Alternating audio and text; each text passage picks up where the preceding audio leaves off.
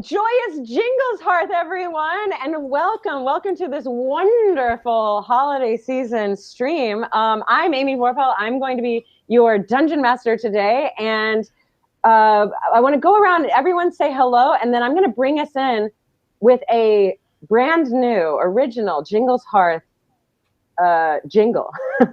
So, Patrick, let's start with you. Say hi to everybody. Hey there. I am two-time fantasy author Patrick Rothfuss. Yeah, we'll do characters later. Go ahead, TK. I'm TK Johnson. I write spooky stories. That's about it.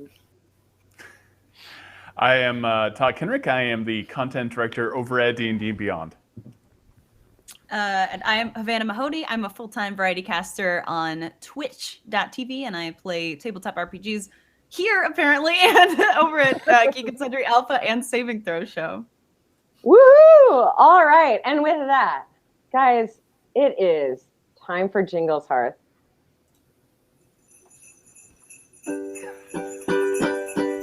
The bell that goes ding dong jingle starts. Put on your smiles and bring your hearts. Oh, what a joy, it's Jingleshearth Day. Snow is falling, but we don't fear. Just another year, we're snuggled near. Winter's calling, but inside, dear, we just feel cheer to be here. The bell that goes ding dong jingle starts. Put on your smiles and bring your hearts. Oh, what a joy, it's Jingleshearth Day. Oh, what a joy, it's Jingleshearth Day. Yeah! I Amazing. didn't know that you were musical. Everyone. How did you not know? Very She has an musical. album. I have an album called Songs in the Key of D&D. I live under a very heavy rock. Is The Rock the giant third book? Yes, that is the thing that presses me down like a medieval torture device. All right, well, fair enough. Everyone, thank you again so much for joining us. This is for a wonderful cause. We are absolutely taking donations. I don't know if Will can go ahead and put the link in, but I think it's a bit.ly. Oh, what is it? Patrick, do you know the bit.ly link? It is. It's bit.ly D&D dot bit.ly/WBDND, and look for that in the chat. That is where you're going to go to make some awesome donations that will affect the game in really cute and fun ways. What we've got, we already actually have one donation, so you can donate $20 for which is enough for a flock of ducks, guys. And you can do that to re-roll. You can grant me or Patrick or another player at the table a re-roll during the game. $30, which is enough for a hive of bees. You can summon just any NPC you want, a famous NPC from another D&D game, or a celebrity, or someone you know, and I will do my best to be that person. You also can, for $50, there are a few things. It's enough for a biogas stove, by the way. You can send us a joyous Jingleshearth junk mail, and that will be your holiday tidings to us, which we will read over the stream and say thank you to you. Or you can just summon a magic item, which I have these magic item cards here, and I will just pick one out randomly. It could break the game. Who cares? And finally, if during the game collectively we reach $400, our Santa character, Sancta Wendell, will gift everyone a magical Jingleshearth present. So those are what we've got. If you want to get creative with it, those are kind of our guidelines. I'm not opposed to you getting creative with it. But yeah, have a joyous Jingleshearth, jump in and donate to World Builders. Are we all ready to go? Yeah. Let's do this. So ready. It is Jingleshearth's Eve morning, and joyous Jingleshearth to everyone. The snow is falling lightly, but the air is clear. The winds are soft, and they're not blustering or blistering. You're heading home to Secumber in Faerun, where some of you have spent Jingleshearth since you were born, and you can't wait to taste the warm and fatty meats and pies, sing the carols, listen to ghost stories and other revels. receive and give gifts, and generally be snuggled up next to the people who matter most to you. For those who don't know, Secomber is a peaceful and safe border town between the dangerous High Moor to the south and the east, and the more civilized west, where Waterdeep is. Usually, the town is used as a rest stop, a trading post, and generally a safe haven for folk traveling westward to Waterdeep or eastward from Waterdeep. And because of the transient nature of the majority of their population, there are tons of inns and taverns to hold everyone. But even better than that, that means that the resident Secombarians develop a pride for their town and hold many annual celebrations throughout the year for the turning of the seasons, notable moments of remembrance for town's victories, and there's even a day commending you all for the number of times you've saved Secomber from conflict. I mean, technically it's called Defender's Right in the name of all of the defenders of the city, but that's just semantics. You guys, it's your day. Jingleshearth is a Secombarian holiday that acknowledges the burdens of the entire year have reached an end. And as you are walking on the pathway home, you think on this.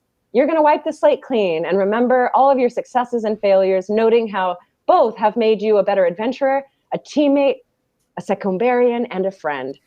Now, if I were a snow goose flying ahead as I search for winter tubers and hidden grasses, tell me what I would notice. So this is describe your character, your favorite achievement. So first describe your character, then tell me what your favorite achievement or failure from the past year was with your party, and the Jingleshearth tradition you're most looking forward to. Let's start with Rend, the Warforged. Oh no, put me on the spot. Mm-hmm. Well, my favorite thing about Secomber is every year I get I get a Jingleshearth ugly sweater. Which I'm very excited for because I am an 8-foot-tall construct made of broken pieces of armor and gears and even sap.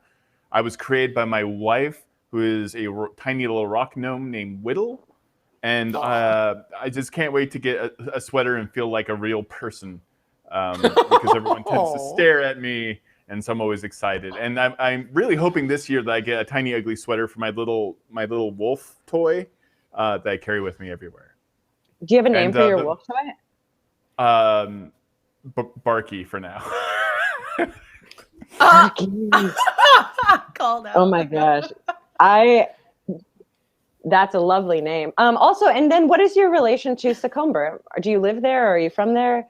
I am not from Secomber, but I am very fond of being helpful in trying to fix clocks, not being effective at fixing clocks, and also not swimming in chimneys, but sweeping chimneys, as well as sticking little bells on people as much as I can. Oh, is that the tradition that you're most excited for Jingleshearth? Yes, that is the tradition. That's one of the other traditions. I just like to do it because I'm perfect. Insane. All right, let's go with Tammin, the tumbleweed. As a snow goose, what do I see as I'm looking down? Oh, okay. Well, typically Tammin doesn't like to walk anywhere, so Tammin has already wild shaped. So as a snow goose, you would see a giant wolf spider getting very distracted walking along the road because honestly, I'm really excited about touching everything when I'm in wild shape. Jump in snowdrifts, I want to climb up walls, I want to jump from trees to trees. So you'll see a giant gray wolf spider that is wearing a cape that was made out of the skin of a giant skunk. And is that part of Tammin's apparel as well that didn't quite reach the wild shape? Yeah. Tammin usually wears a cloak that's made out of a giant skunk. One of her their favorite first kills. So. Awesome. And what is their favorite Jingleshearth holiday tradition? I would say Tammin really likes going into the city, and they love this strange tradition that a lot of cities seem to have of putting out alms and food for people who are hearthless or without families. So Tammin loves the free food that people put outside of their houses because Tammin eats all of it. Perfect. And was there a notable event that happened this past year that you're most proud of with your party? Oh yeah. Well, we went up to the mountains not too long ago. I believe in the early summer, and there was some kind of what do you call it? They have the hands and they do the magic, and they were taking over this school. But then we just knocked over a bunch of bottles and we just burned it down. Problem solved. So Good job, y'all. All right, let's go. Wait, is it Goethe? Is it Goethe, Patrick? Or how do you say that? I made this character on the stream last night, and if people donated, they got to pick my name and class and etc. So of course somebody jumped in immediately with Goethe McGoatface, and I said, how about Goethe? Goethe McElroy instead. So he is my very first tiefling, and he sort of developed into sort of a goat boy looking young bard. And I actually rolled his stats old school, did very well except for my constitution, which is the lowest con character I ever played. He's got a 5 constitution, folks. So he is a very wee goat boy. I imagine he is wearing 2 sweaters. 2 sweaters. He is very like maybe 5'6". I'm sorry, like 4'6", like 4.5 feet. Imagine like Mr. Tumnus's geekier musical little brother. And I think he's like 14 years old. Oh my god. So he is he's a bard. He really has some high hopes for his music. And it tends to be kind of hit or miss. Sometimes it's sort of folky. But you know deep in his heart of hearts he wants to be more metal, and he can't really pull it off because he plays panpipes and maracas, and he just hasn't found his way into like that metal headspace, although he's really trying, and it doesn't work. It doesn't work very well at all. Poor Goethe. And just so you guys know, it's spelled Goethe. So it's very innovative. All right. That's Goethe. Oh, Goethe, are you looking forward to anything specific about Jingleshearth? This is, I've toured a little bit. And this was like, I had my best show here. I had my best show here, and I'm really hoping that I also had like some really exciting things happened after the show that had never happened with me before. And I'm sort of thinking, if I come back into town, maybe I can have sort of a repeat performance in many different ways. But you can tell he's been excited about coming back to this town for a while. Perfect. Okay, and Moira. Yes, Moira is a mountain dwarf paladin. She hails from Icewind Dale, specifically the Dwarven Valley at the foot of the largest mountain there.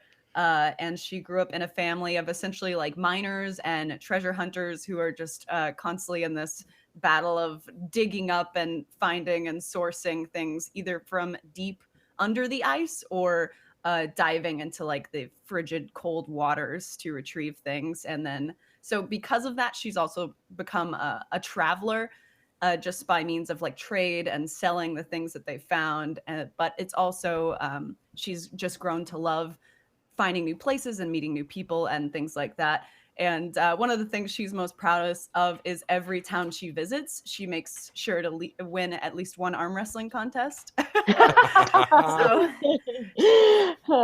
my gosh. From Icewind Dale to Secombra multiple times now, and on her way she always stops at every inn or tavern to challenge at least one person, oftentimes multiple people, sometimes multiple people at once, to arm wrestling contests. So, and she usually wins. That is incredible. Is there a Jingleshearth tradition she's looking forward to? Yes, I would say when she first came to Secombra, which she first came to trade, since it's sort of like a through city, it was a good like stopping place, and they do have a market for that. She first came to trade, but when she first came, she met all of her friends here, and since then she really grew to love the traditions there and has come back every year and brought a special ice sculpture to honor the tradition. So her favorite. Oh, what did she bring this year? What did she bring this year? She brought, and if you were looking from the bird's eye view, you can see, a sturdy gnome woman dragging behind her on a cart a perfectly preserved life-size ice sculpture of Barnabas, the giant flying elk of Sancto and Fel. Yes. Oh, yes. Yeah. So for those who don't know, there is Sancta Wendell and his giant elk Barnabas, and they fly through the sky and create merriment and give gifts to all of the children of the land for Jingleshearth. And so we get a big, and Barnabas is the happiest giant elk you ever did see. He can fly. Great. Okay. So actually, we need to cover some donation business. We have a Jingleshearth junk mail from Jason Nelson. Since you wouldn't tell me what you wanted for Christmas, now you all get a donation to charity with what would have gone to presents. Andrew, Sam, Parker, Jason, Devin, and Haley, I hope you all enjoy it. So thanks to all of those people who basically donated Jason's Christmas presents to World Builders. We have 2 rerolls, one for Havana, one for TK. Go ahead and mark those on your sheet. And then we have a summon magic item donated, which I am terming can be used once per game, and we'll say that the Vorpahl Greatsword will make so many crazy faces. It confuses an enemy for 2 turns. Okay, so that's what the Vorpahl Greatsword will do. I guess you technically can also attack with it, and that'll be a +4 Greatsword, whoever wants it.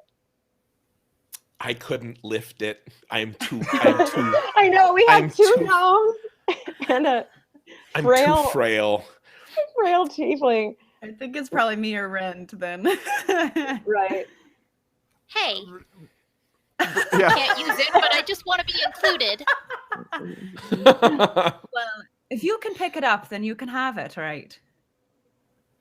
I don't want it. Great. I don't want you to have it, so there you go. I like my hammer. Okay, the donated Vorpahl Greatsword sits in the snow as a magical fairy, half gnome, half Jingleshearth elf, flies by in a stream of glitter and drops it into the ground. It sticks there. Boy, is it decorated and pretty and a little goofy. It's not a finesse weapon. I will take it. That's the most metal weapon I've ever seen.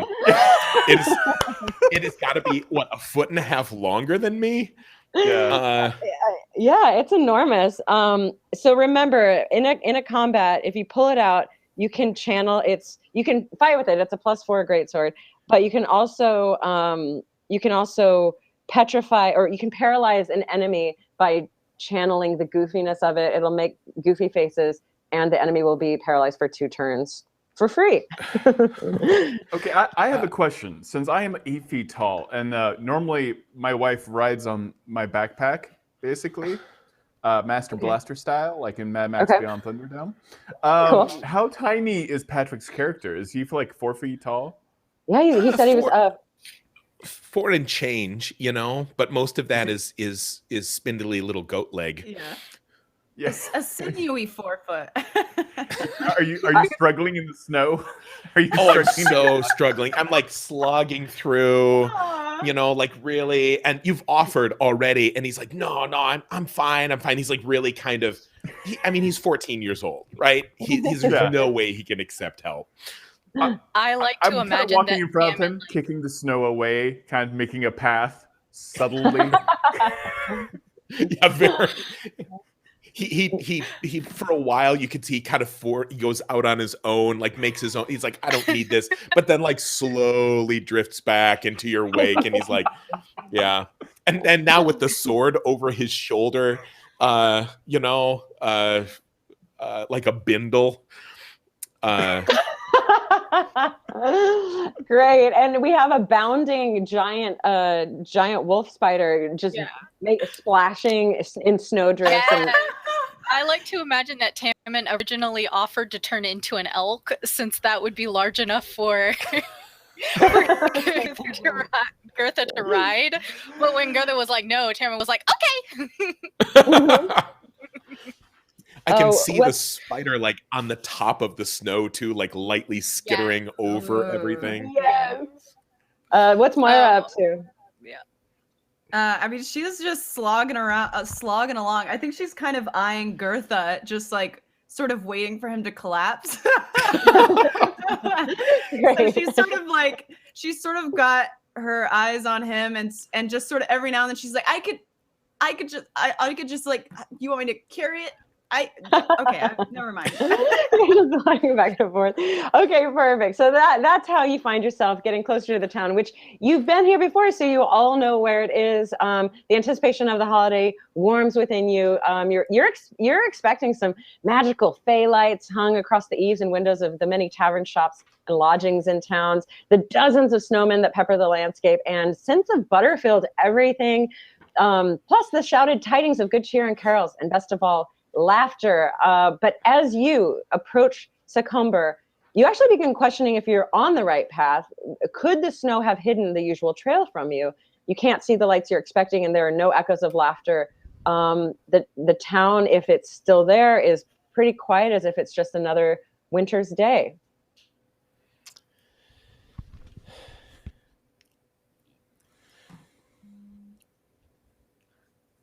Do y'all know where we're at? I don't recognize this part of the wood.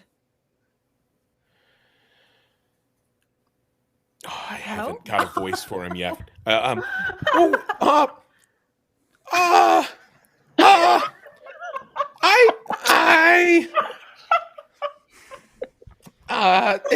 was a little different than when I was here last. I was kind of hoping for it to be a little more lively. We had a really great turnout for my show last time. Did I mention the show that I did here last time? This is a happening place. You've mentioned it nonstop for the past hour or two. Yeah. Can I do a perception roll? Anything super odd, other than? Yeah, everyone make a perception roll. You're getting closer to the city. Ooh, I got a 21. Dang! I got an 18. 18, nice. I got a dirty 20. Oh, heck yeah. And Tammin? Tammin was busy trying to lick the ice sculpture. Tammin got like a 5. So I'm sorry, with the spider tongue? Spiders have tongues. Look, you can't be afraid to try new things, okay? All right, so you kind of say you can't be afraid to try new things as you're kind of stuck on that ice sculpture. But the rest of you actually do notice coming towards you a small, very faint lantern in the distance. It seems to come down the main thoroughfare out of town towards you. But other than that, everything's kind of dark in town. And it actually is only like 4:30. It's the kind of the morning. It's around noon, so it shouldn't be that dark. Oh, do you guys see that light over there? Is it stormy and overcast, or is this like unnatural? It's a little stormy and overcast. You can't tell if it's natural or not, but it's not. Yeah, it's not nothing. The weather itself isn't aggressive, I guess. Okay. There's a light. Lights are never bad. Yeah. Let's keep on trucking. All right. Yeah. You moved. Do you need help with your big sword? No, I'm fine. I feel this is the most powerful I've ever felt. I get down on my knees on your height. Like, okay, but you let me know if you need help with that greatsword. I'm fine. I've told you 100 times. God. I literally. I believe in you. Oh my gosh. So as you get closer, yeah, you're not backing off. The light starts moving more quickly towards you, and you see it's a lantern, and it's your old pal, Tennyson Slateberry, the dwarven bartender of one of the taverns called the Fox's Drawers. And he approaches you with his lantern. Oh, it's you, folk. Oh, it's so good to see you. Hello. Tennyson, it's great to see you again, darling. How are you? Oh, I'm not too bad, except I can't even say. Our town is befuddled. There's some sort of curse on it. I was hoping that you adventurers would come back and set everything right. Who fuddled the town? Who befuddled it? Why, I don't know. But it couldn't have been Sancta Wendell, could it? The greatest Sancta of all time. The true heart of that thing himself. Sorry, I can't say the holiday's name. Why not? In fact, you shouldn't either.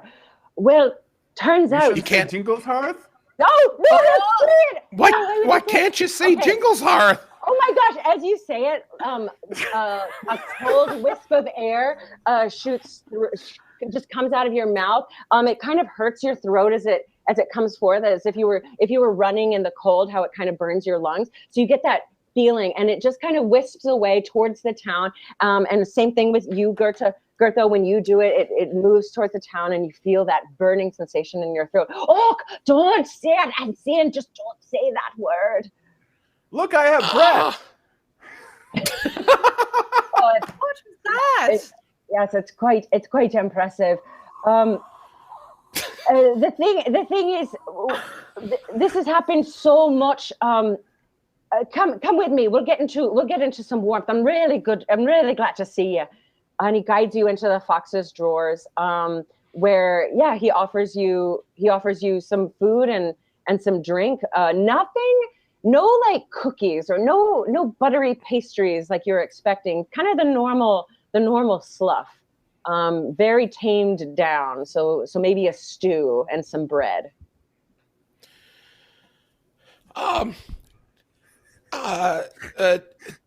Tenbin, I was kind of and I'm fine, but it was a long walk here and there's a lot of snow. I was kind of hoping for some nog. Do you got any like hot nog? Oh, don't say nog. Don't just say it. Oh, and as you say nog, like the wisp comes out of your mouth and it burns your throat once more. Oh, I'm telling you, don't say anything or experience anything to do with the holidays. I'm telling you, a couple of days ago, it just got out of hand. The wisps, they all materialized when no matter what anyone was doing that had to do with the holiday, these wisps kind of formed into beings and they started attacking trees and the thing that you hang and then you get under it and you kiss someone. Anything to do with the holiday, it started attacking it, and soon any notion of good cheer and wishes for the holiday season attracted these monsters and created them and made them worse. And even that wouldn't be. Yeah. What you stand underneath? It's like something that hangs and dangles. That's right. Like truck nuts. What are you talking about, Goethe? What's a truck? Well, also very similar to truck nuts, except when you're underneath it, you're meant to kiss someone. And I don't know that truck nuts. That's why I wear clothes. And I'm sitting listening to the story. I'm fascinated. I'm trying to spoon soup into my mouth, and I can't eat. So it's just dribbling back out of my machine mouth. Just dribbling out of your mouth. Some of it is making it through like your inner cavities, and it's dripping off of your truck nuts. It's worse. Yeah, it is worse. What have I done? Tennyson warns you against doing anything to do with the holidays, and he actually whispers, because you know that the town is mainly halflings and humans, and you know that the families are mainly the Hillrennies, the Hillrenny and Butterbottom halflings.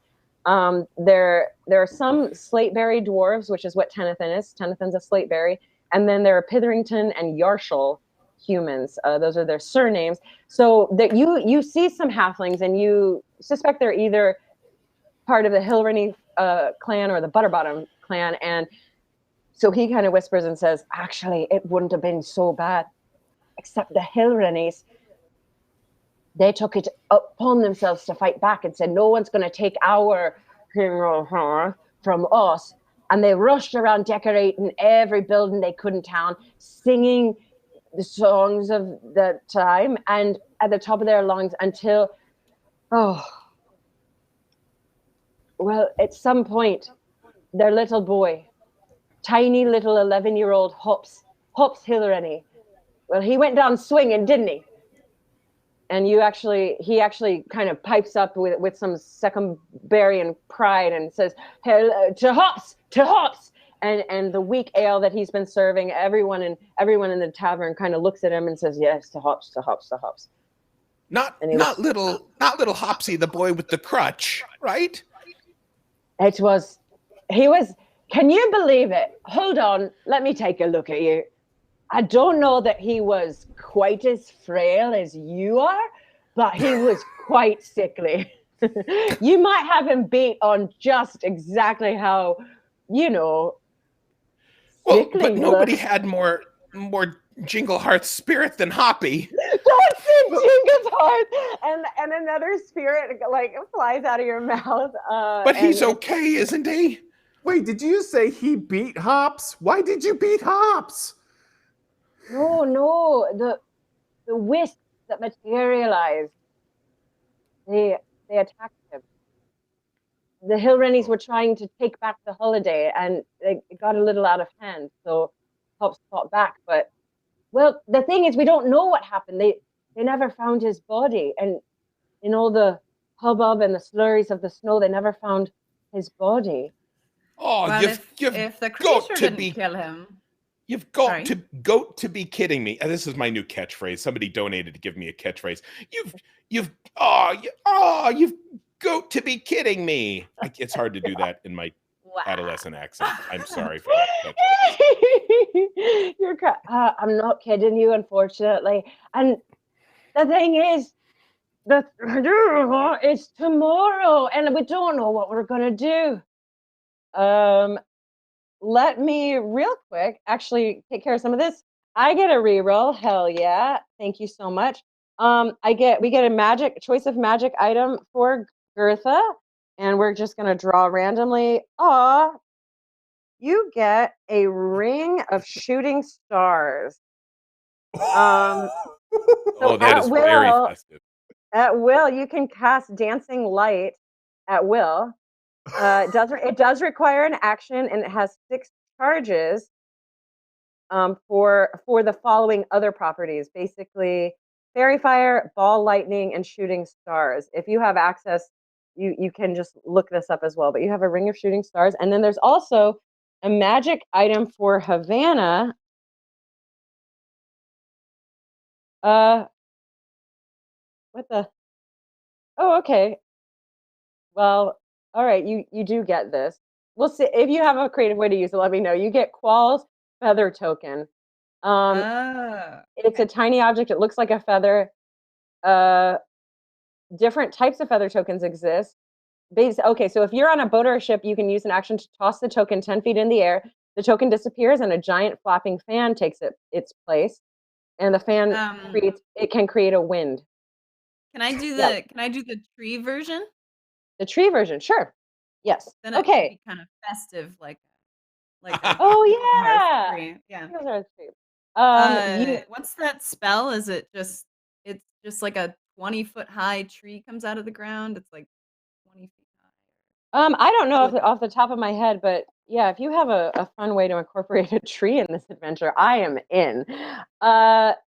So thank you so much for donating. Keep them coming. We're having a great time here, and you can enhance the story in plenty of ways. In fact, that last Jingleshearth mention, Goethe, that you did, it did squeak out of your mouth, and it eked out of the doorway, and soon you can just hear banging on the doors and the window as you see these kind of icically looking creatures that could be imps if they weren't made of, they kind of look like they're created out of something that Moira made her ice sculpture out of, which I think she might have left outside. But it comes with me. I gotta keep it comes with you. Okay, great. So it's in the middle of the fox's drawers.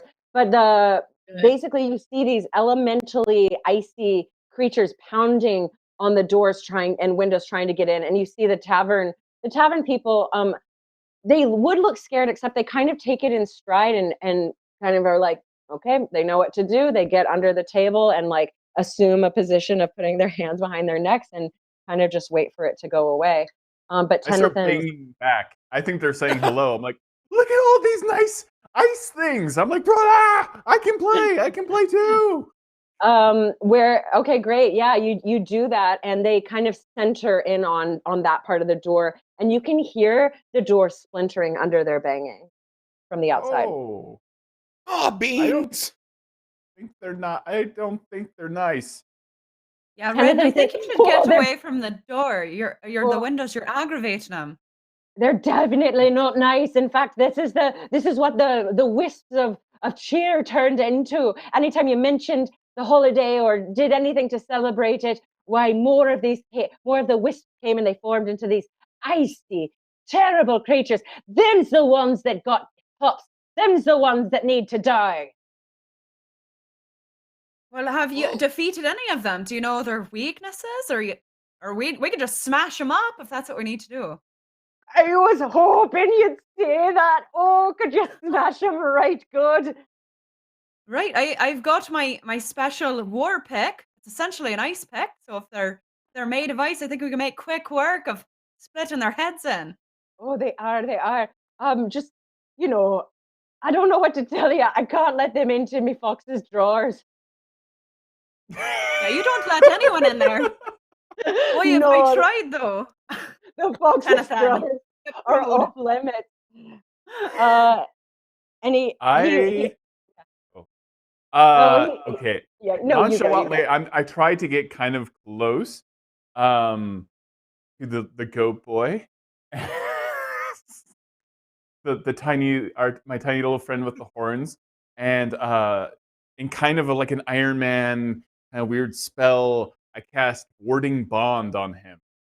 Oh, nice. Oh, It lasts 1 hour. I'm trying to make it so he doesn't know, because I know he's sensitive.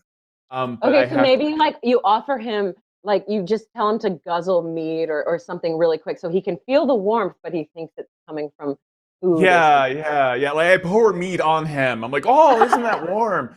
And and I touch him. I'm like, oh, I'm sorry. And so the target. You've got to be kidding me! I'm such a klutzy machine. That target is as long as he's within 60 feet of me, he gets a +1 bonus to his armor class and saving throws, and he's resistant to all damage. Also, each time he takes damage, I take the same amount of damage. Amazing. Ow! There's I like to think that we've been traveling together a long time, and this is probably, you do this all the time, and it's the only reason he's not dead. And I'm like, why does Rand keep spilling on me? Whenever we're in a tavern, you spill something on me. It's fine. Let's do this. Let's do this. And I got the sword. Let's get out there. Yes, I just feel it. I tip it up for him so he can get the angle right. Yeah, it's a little parallel to the ground, and then now it's glorious with the little finger that Rend is providing. His arms are like shaking. Holding on to Great. All right, so you kick the door open. Everyone roll initiative. Roll initiative. Oh boy. Ooh. Ooh, not ideal. Not ideal. 20. I got a 20. Nice. Plus- Dirty 20 or natural 20? No, natural 20. Heck Ooh. yes. Okay. You actually will go first, no matter what. Anyone get higher than a 20? I got a 19 for the monsters. Anybody get 15 to 19? I get a. I'm sorry. I got a 21. You got 21? Yep. All right. So Goethe, then the monsters, and then Moira and Tammin. Who's next? I got a 9. I got a 13. Okay. Woo! All right. All right. So as Goethe kicks open the door, what you all see in front of you is 6 6 of these imp-like creatures. They're ice method. And yeah, you've seen them. You haven't really seen them before. They definitely shouldn't be here on Jingleshearth Day. Todd, what do you do? What does Ren do? Oh, I open up a compartment and I take out my giant mace and I'm going to do Searing Smite. I'm going to smack one run right in the face. Yes. Awesome. Okay. Seems like he's being super rude. So I'm going to do 2. Yeah, I'm just trying to hit first. Yep. Yep. Yeah, I'm going to try that first. I'm going to try that hitting thing. Uh-huh.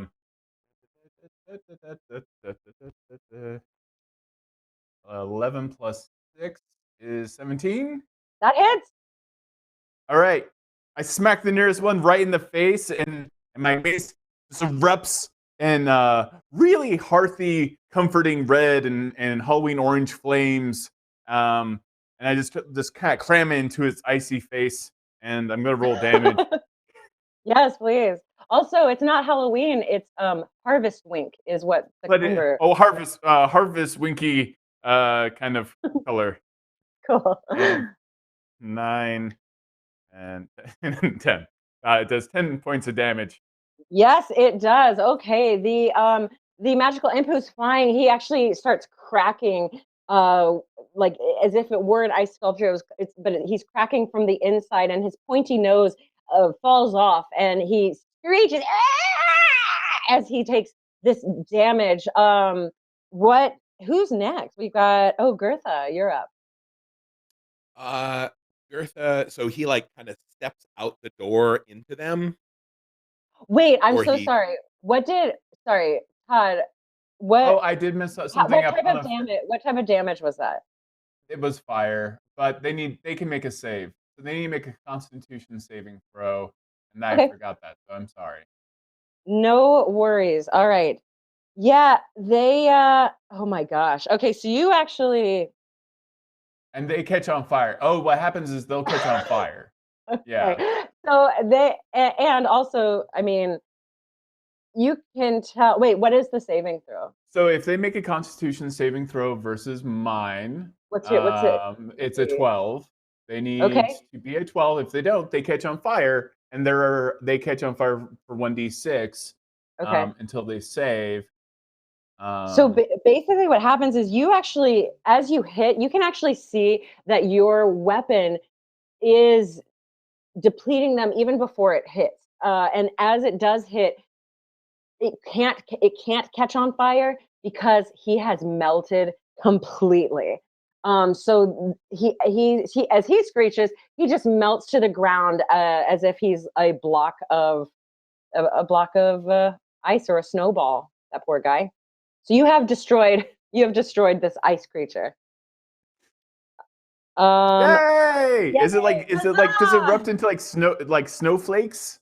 Is it just like it actually does. We'll say yes, it erupts into fun snowflakes. And let's see, Goethe and Rend, you two are the kind of the first out the door.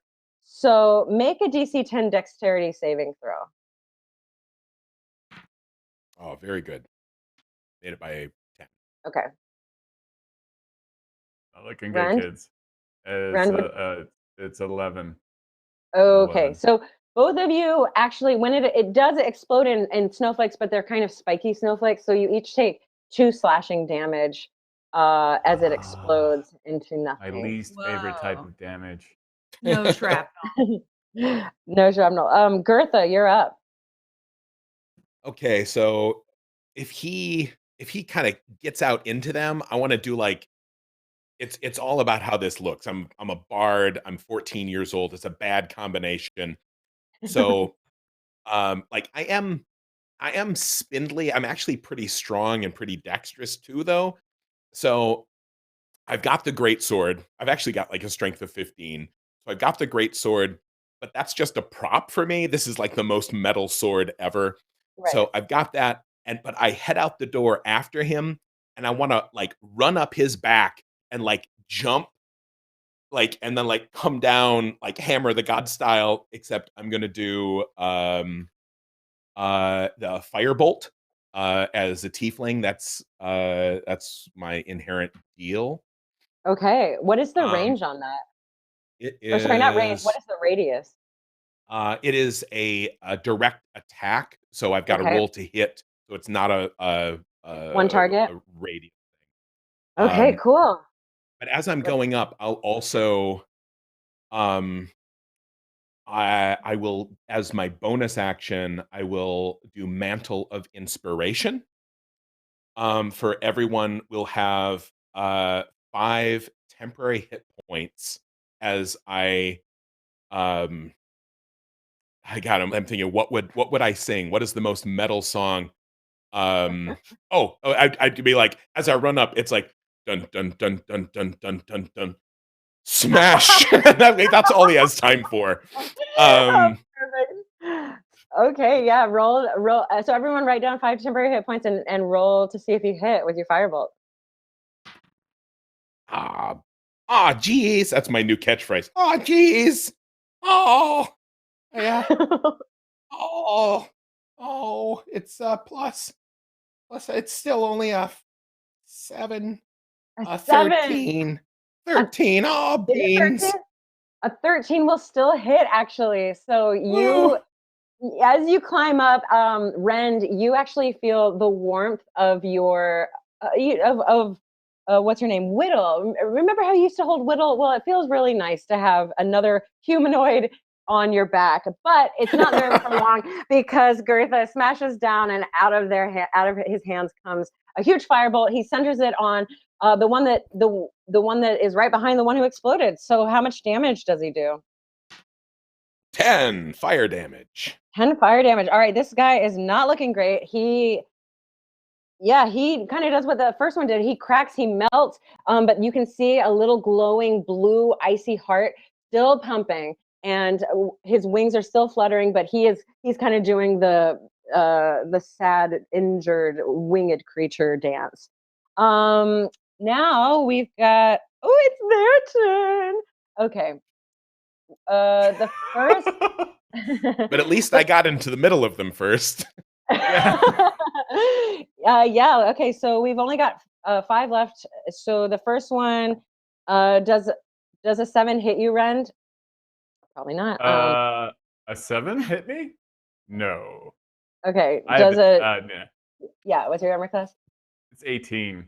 I am in full plate as a Okay. as a Does construct. type no of thing. worries. Does a Goethe, does a 12 hit you? Nope. Nope. Okay. I gotta roll better, y'all. Does a 13 hit you, Goethe? It wouldn't if I had my rapier out, but I chose style over mechanics, and Well, so yes, remember it you, hits me. but you have that +1 armor class that Rend Yes, gave you you. do. Does that change anything? Okay, that is it. That puts me at 14 then. Wow, 14. perfect. Okay, Mhm. nice. Next one, Tammin is the next out. So they're going to, the ones from the back are going to actually do their frost breath. So actually everyone make a DC 10 dexterity saving throw twice. Twice. Oh,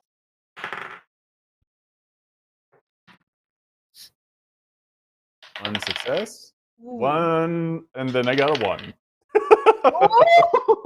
Ooh.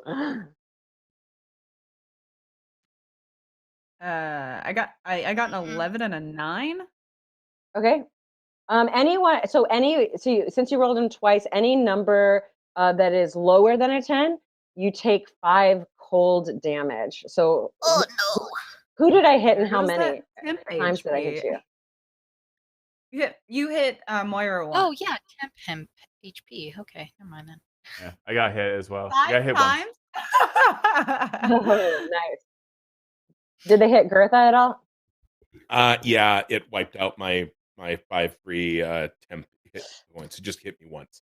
Okay, perfect. The last thing they do is they cast fog cloud all around them. So now you're all. It's kind of it's a 20-foot radius. You can still see one of them. Actually, the people who are covered are Rand, Goethe, and 2 of the methods. So there are 3 that you can still see, but your friends are covered in fog. All right, so we've got Tammin next. All right. So Tammin, even though they were in the inn, and Tammin was like, "I'm going to stay stuck to this ice sculpture," they did manage to disentangle themselves from the ice sculpture long enough for more dangerous shenanigans. What does the layout of this inn look like? Is there a second floor? There is a second floor, yes. The stairs lead from this common area of kind of an eating area, and you can climb up the stairs. There's a hallway that leads to the back the other way to the front of the building, and you can easily make it there if you like. Tammin is going to Tammin's going to climb up the wall and just go like straight for the ceiling. Okay. It's mostly to get above the fog cloud and stuff and get to a Okay. window that is. So Tammin, if Tammin has to dash to Okay. move twice to get to a window and then on the outside of the building, then that's fine. Oh, okay. I will say if you want, the fog cloud is a little bit past the porch, I guess, of the inn. So the Okay. fog cloud isn't obscuring where you are now. If you want to kind of ceiling crawl out of the door jamb at the top of it, I would let you do that as well. Yeah, that would be perfect. Yeah, if I can Okay. like get out of the door and then climb up Yes. above the fog cloud, that would Okay. be excellent. I would say that's still just one movement because I don't think that's even further than 30 feet. And the fog cloud's only a 20-foot radius. Well, yeah, that's a pretty big radius, but yeah. You're above Okay. it. Yeah, in one movement you All can do right. that. Yeah, and once is there like a balcony or a roof or anything that Tammin can get to rest Yeah, on? they have some eaves. They've got a roof and then some kind of decorative, just more architecturally pretty Okay. little tiny roof. If Tammin can find stable ground and stuff in that move action, Tammin will wild shape back to a person. Oh, okay. Yes. Okay, perfect. So you're above the fray, and Tammin dismisses her giant wolf spider and appears back in her forest gnome form, ready to I guess wreak Yeah. havoc next turn. Yeah, skunk cloak waving dramatically in the breeze. Absolutely, yeah. And I guess if let's say that all happened at the same time, when the ice method exploded the first time, it gave some extra lift to your skunk cloak. So you looked really Perfect. cool. Moira. So with the fog cloud, what is mechanically the effect of that? Sure. Yeah, it is. It's just obscured. The area is obscured. You've seen this before. You've probably, or that Tammin has probably done this. That any sort of wind would probably dissipate it. But for now, it's this sphere of fog. It's obscuring what you can see. I would say mechanically, like if you tried to attack anything, you would get, like, I don't know. It would be disadvantaged, but also like if you rolled lower, you might hit one of your friends. Oh, okay. If you rolled low enough. I'm going to try to hit the one that has already been hit. Okay. But didn't go down. That one is obscured. There are 3 others that aren't quite.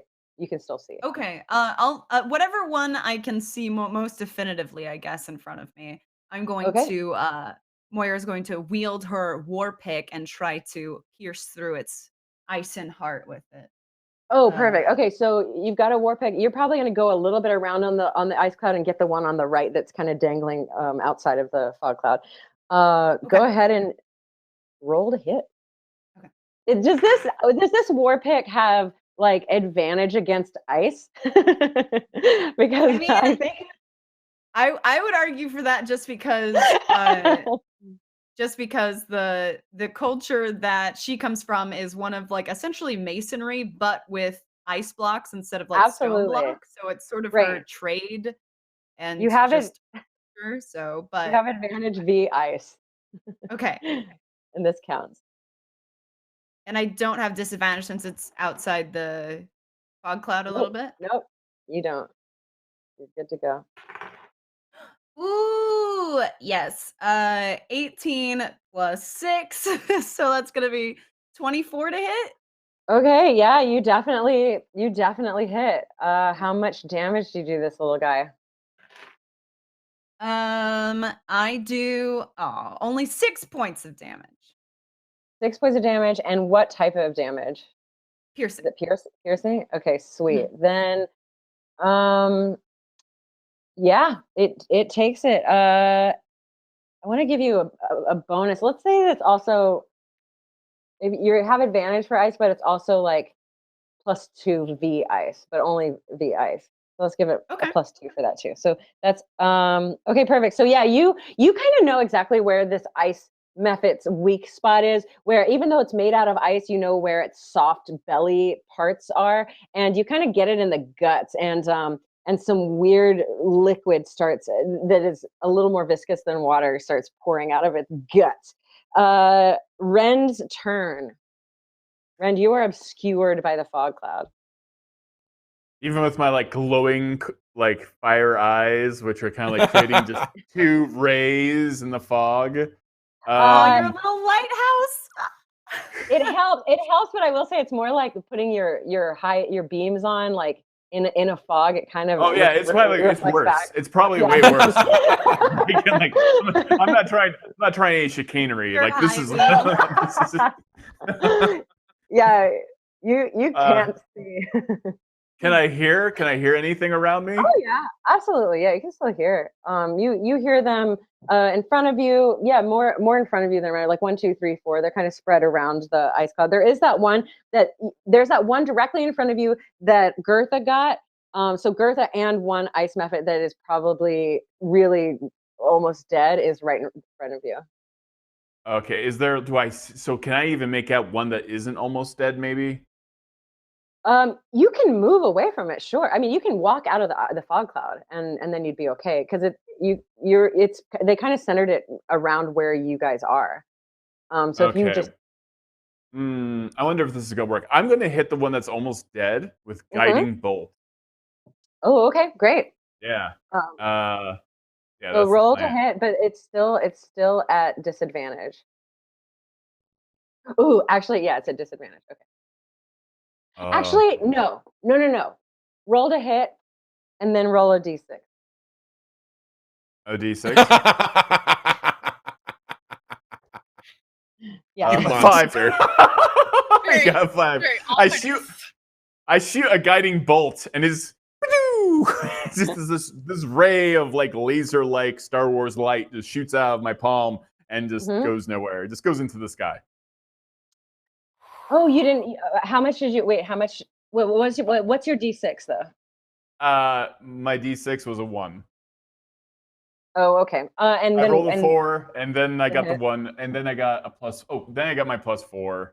It's not. It's okay. Yeah. It's a 9. It's a 9. Okay. It's okay. rough. Well, I was gonna have you like accidentally hit one of your friends, but yeah, you didn't hit anything. You didn't hit anything. You actually were aiming really, really well for an ice mephit, but you didn't quite get it. Guys, these donations are out of control. What the hell? We'll do that in a bit. Goethe, you're up. I'll use the Ring of Shooting Stars to put fairy fire on one of the Creek mephits in. Okay. And to counteract the Veil of Fog effect. Yep. So it's all lit up. Okay. And but that's for my friends, because I don't need that. You know, that somebody else can hit, because I'm right here. And then I take this sword and I'm gonna wail on this one that I've almost already killed. Okay, perfect. You actually you actually still are obscured. You're still in, and so is that method. So Yep, roll I it. know it's going to be at disadvantage, Okay. but Okay, disadvantage. Love it. Oof. Oh, jeez. Okay. So that is I rolled a 5 and then I rolled a 3. But let me do the math because there's a +4 sword. Okay, yes, it is. And so it's +6. That would still I would still be hitting a 10. A 10 armor class. it still will not hit. So you take the Vorpahl sword in hand and it goes snicker snack. But that's only because you're saying snicker snack. I look like a little kid with a wiffle bat, you know? Yeah, it is. Just swinging wildly in the middle of this. You attack the fog very well. But yeah, there is one method that is lit up like a Jingleshearth tree, and there are two outside. There are two outside of the fog cloud, and one still obscured and almost down for the count. It's their turn. It's their turns. Okay, so one of them actually sees Tammin appear out of the giant wolf spider's body, and doesn't like that she's there or that they're there. So let's see. Does a 13 hit you, Tammin? No, it isn't. Okay, well there's still a method around you and it's scratching at you, but you are a little too nimble for it as you dance around the eaves. Does a 14 hit Moira? Nope. Y'all. I got oh damn. Okay, it doesn't hit Rend, and then oh my gosh, does no chance that a 12 hits Bertha? No, I'm safe from a 12. All right. Well, the winds must have picked up because the methods are just flying around and they're at the whim of the wind, and as we might be with Patrick's third book. That's all. Okay, we'll call it the whim of the wind now. The wind of the wind. Yes. You have to spell it phonetically like that, just like whim. The wind of the wind. Yeah, and they can't even do their frost breath. So that is a definite disappointment. So Tammin, you're up. Time for glory. Yeah, Tammin. Yeah. Tammin's gonna go ahead and the only reason they have a 14 armor class is because they have a shield.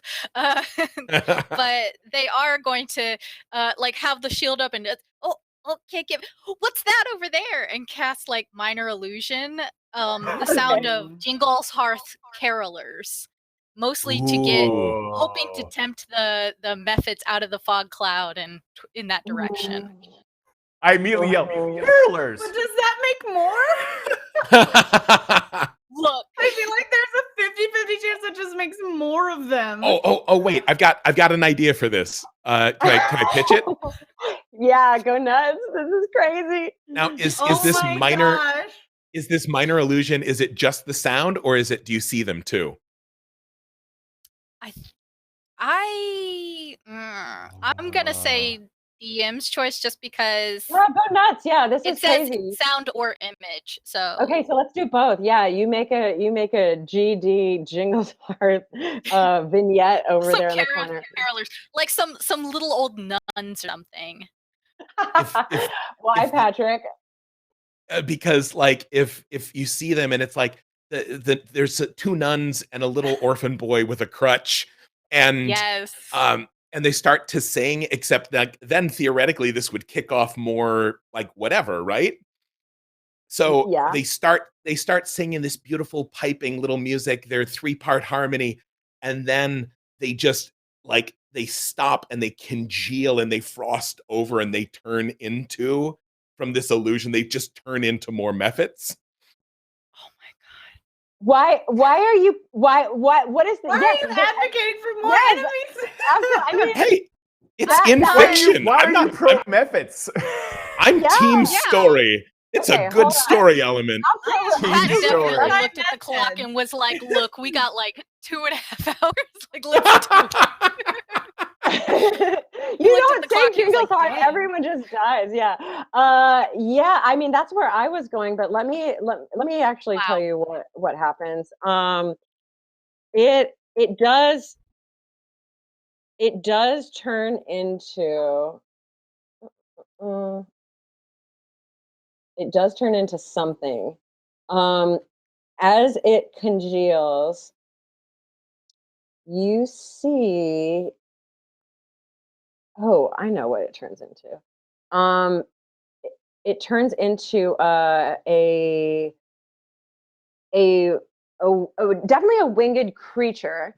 Um, that actually congeals even more, and you see it's kind of like an icy dragon, but more fleshy than the ice method. So it's not made of ice. This is definitely some sort of dragon with like icy scales, and it thanks you, Tammin, for doing that. And it looks over at you, and it's kind of smiles and starts flapping towards you. Depending on, yeah, I guess you cast it probably like a distance away, but yeah, it's gonna come towards y'all. So it for sure, the Jingleshearth curse is effing real in Succumber. Good I just want pitch. everybody to know that this part wasn't my fault. I think I had an idea. I will remember forever that this was Patrick's fault. It is Okay. so your fault. It is. There's nothing been more your fault except for when you burned down that wizard academy. That was way more your That fault. definitely wasn't my fault. This was really it was your idea, and you set the fire. Also, Wizards are your flammable. ice sculpture is a little lopsided. I don't know what happened to it. Yeah, I saw you Okay. licking it. What are you talking about? I didn't know spiders had Okay. tongues. We also have to resolve some things. We have a donation to summon an NPC. So while this white guard Drake shows up, we also get from the carols. It wasn't all bad, Tammin. Your heart was in it. Your Jingleshearth spirit shone through, and from the darkness came Judi Dench as Mrs. Claus. But what we're gonna say is her name is Miss. We're just gonna call her Mrs. Sancta, and she appears and looks, and she's got a tray of cookies, and she looks at the white guard Drake and goes, "Oh, you're not allowed to be here, not on Jingleshearth, and I'm not afraid to say it." Okay, so she shows up. Gosh darn it! Oh my gosh. And then we have another donation to summon an NPC, Patrick Rothfuss. So he has what he Literally. does. He's got Patrick Rothfuss, and he shows up. He was in the tavern all along, guys, and he shows up from the door. He enters on the porch, and he has 2 ranged attacks, and they are both of his first books, and he will he's able to throw them. And who wants to control Patrick Rothfuss? I'm gonna do Judi Dench. That should not be me. I should not. I want to pick. No, I'm picking up Patrick Rothfuss immediately and Yeah. putting him on my back. Okay. So Rand And has I, Patrick Rothfuss now. Yeah, and if I find anything on the ground that I can hand him to throw, so I want Patrick Rothfuss to be definitely be the blaster of Master Human Blaster. catapult. Okay. Yeah, So yeah. Rand I will has. throw Patrick Rothfuss if I need to. Oh my gosh, you throw him. He throws the books. It's a triple attack. Okay, so Rand has Patrick Rothfuss. No, I have Judi Dench. She's gonna fight with Cookies, Mrs. Sancta, and then on top of that, Tammin, you get. Well, when you cast this, you're like, what happened? And you ask that question so hard and with so much Jingleshearth spirit that a weird Sherlocky Holmes kind of detective appears behind you, and he goes, "Wow, I'm Angus MacDonald, and I'm here to help you solve this mystery." And he says, I am the greatest detective in the world, and you summoned me in the Jingleshearth spirit, so here I am. You may ask me anything as soon as you've taken care of this. So you have a little pal. Last thing that happened. No, more things. Okay. Havana, you get a hammer of thunderbolts on top of that qual feather.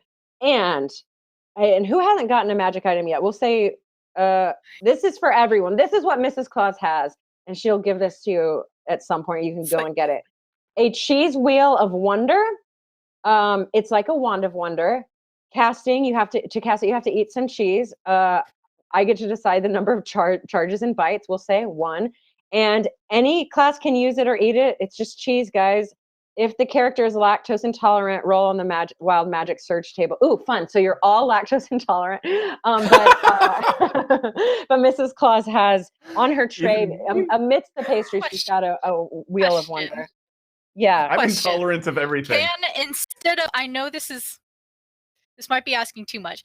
Instead of a cheese wheel of wonder, can it be one of those holiday popcorn tins? It can be yes. Okay, it's a holiday popcorn tin, and one of the popcorns is the cheesy popcorn. And if you choose, that one is the most powerful. But if you choose it, you will be pooping your brains out. Like okay, an hour or two. Worth it. We might die tonight. Y'all, I said you're pooping your brains out, and that's what it is. I'm God here. Oh my God, I don't even know whose turn it is. Tammin, wonderful. I have no brains.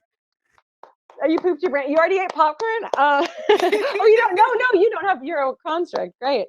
All right, Tammin, is there anything else you want to do? Tammin's kind of gonna look at the battlefield, just be like, Holy shit! Fair. Oh my goodness. Okay, like, Moira. Oh, sorry. I was reading the Hammer of Thunderbolts stats, which they're insane. So actually, the white dragons are the native dragon of the Icewind Dales.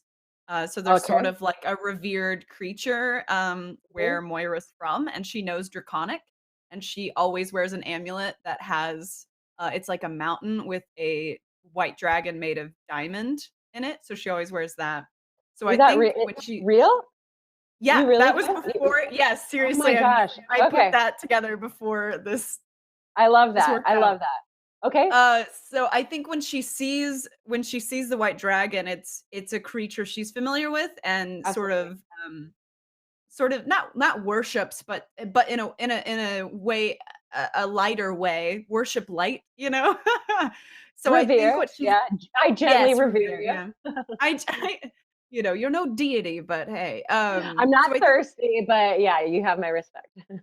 I think what she's gonna do is use her Draconic to try and use command on it and ask it to leave. Okay, yeah, give it a shot. It definitely the minute you even try to channel a thought pattern in Draconic, it kind of, you can see it raise its drakey eyebrow. It definitely responds to Draconic. Okay. So, we need to save. Effect 1 additional. Yeah, it's going to be a wisdom saving throw. Okay. All right, let's see. What is the DC? 11. Okay, it isn't great. I rolled an 11 and it's +0. So I do save. Now what? Spell slot 2nd level or higher you can affect. Oh, could I shoot. I think I can boost my, or no, never mind. That wouldn't matter because it's a save. I don't know. I mean, I think that's of my full action. So well, what do you say to it anyway? Well, the command spell would just be one word. So I think maybe I would ask it, how far away is it from me? I guess it's where she created the illusion. So I guess it's about 60 feet. Okay, so I think I would try, when I use command, I would try to say approach as my command word. And then if it came close to me, then Moira would try to have a conversation with it. Oh, okay. I guess since it failed, it kind of looks at you. It can't speak, but you get the sense that it goes, yeah, right.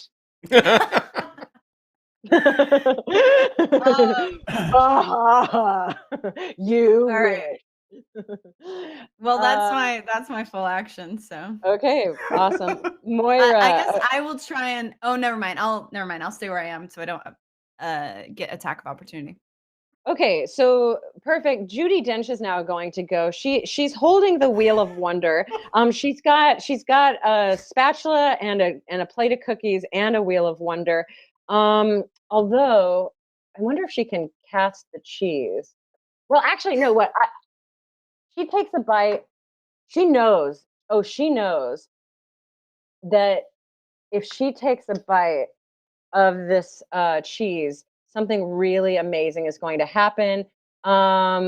What's her official name again? Judi Dench's Oh, sorry, name? Judi Dench. She's playing Mrs. Sancta. Mrs. Sancta. Yeah. I'm freaking out. I'm just like, Mrs. Santa! Ah! It's Like, me. Steam is just pouring out my ears. Hello, children. You've all been very good this year. I can't wait to see what you get in your presents at the foot of your beds. I don't have a bed. All right, so let's see what happens. She eats cheese and she gets a 43. So, she casts lightning bolt at the Drake. So she eats cheese and kind of like out of her mouth, electricity spurts out, but it's more like twinkle lights on a string shoot out and cast lightning bolt on that guy who's got to make a dex save. Finally fails it, and guys, 86 lightning damage. I like to think that when she was casting it, she like eats a handful and then she like looks at him. She's like, "You're on the naughty list." Definitely. Oh my gosh. It's just like straight out. Okay, Like so Gozer. I want to see this movie, or at least an anime version of this episode already. yeah, the twinkle lights actually shoot out of her mouth. They are lit. They are the multicolored brand, and they Yes. kind of electrocute this white guard drake as it kind of shivers. And it's decorated. It's decorated in twinkle lights. Okay, that is Judi Dench's turn. She definitely scolds it for being a naughty boy. And Rend, you're up. And remember, you have Patrick Rothfuss. Don't forget. Oh, that's right. Right. I have Rothfuss. So, all right. Well, who's all left? Who's the enemies here? You have 1, 2, 3, 4. You have 5 Mephits. One is really almost dead. You have a winged drake further away. You've got Patrick Rothfuss, Angus MacDonald, and Mrs. Sancta on your side, though. Okay. Don't attack our allies. So how many Mephits? Sorry. 5 total Mephits. With all of this commotion, the fog cloud is gone. Okay. We've been moving around a lot. We've been moving around. All right. I'm going to take Rothfuss as a action. I feel like, I don't know. I don't want to speak for Rothfuss, but I feel like he has some kind of like either watch this hideous laughter in his backpack of skills or vicious mockery. I bet you Patrick Rothfuss is really good at mocking someone when he's mad. I don't know what so I'm going to toss that illusion, but yeah, he does.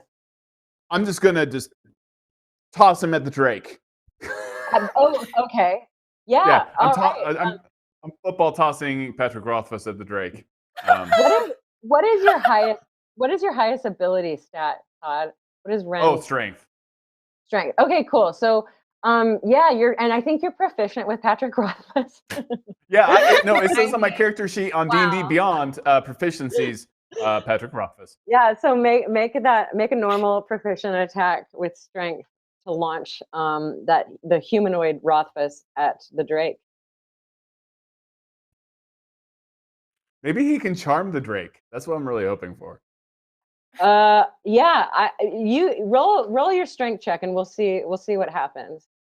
I'm sorry, roll your. It's 11. It's an 11. 11 to hit the Drake. Okay, so he lands in front. Oh my god, y'all! He lands in front of Mrs. Sancta, and I think he probably does one of those snowdrift lands where his head goes first, and then it's just his like feet dangling out above it. But from the snowdrift, he's still able. I don't know. Is vicious mockery? Yeah, let him. He can vicious mockery the Drake as well. All right, I'm gonna look up vicious mockery right now.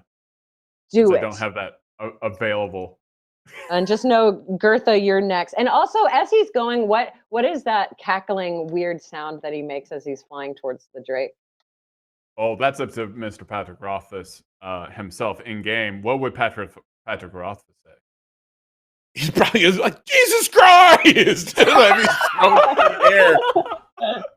All right. But he does it in an insulting way. And,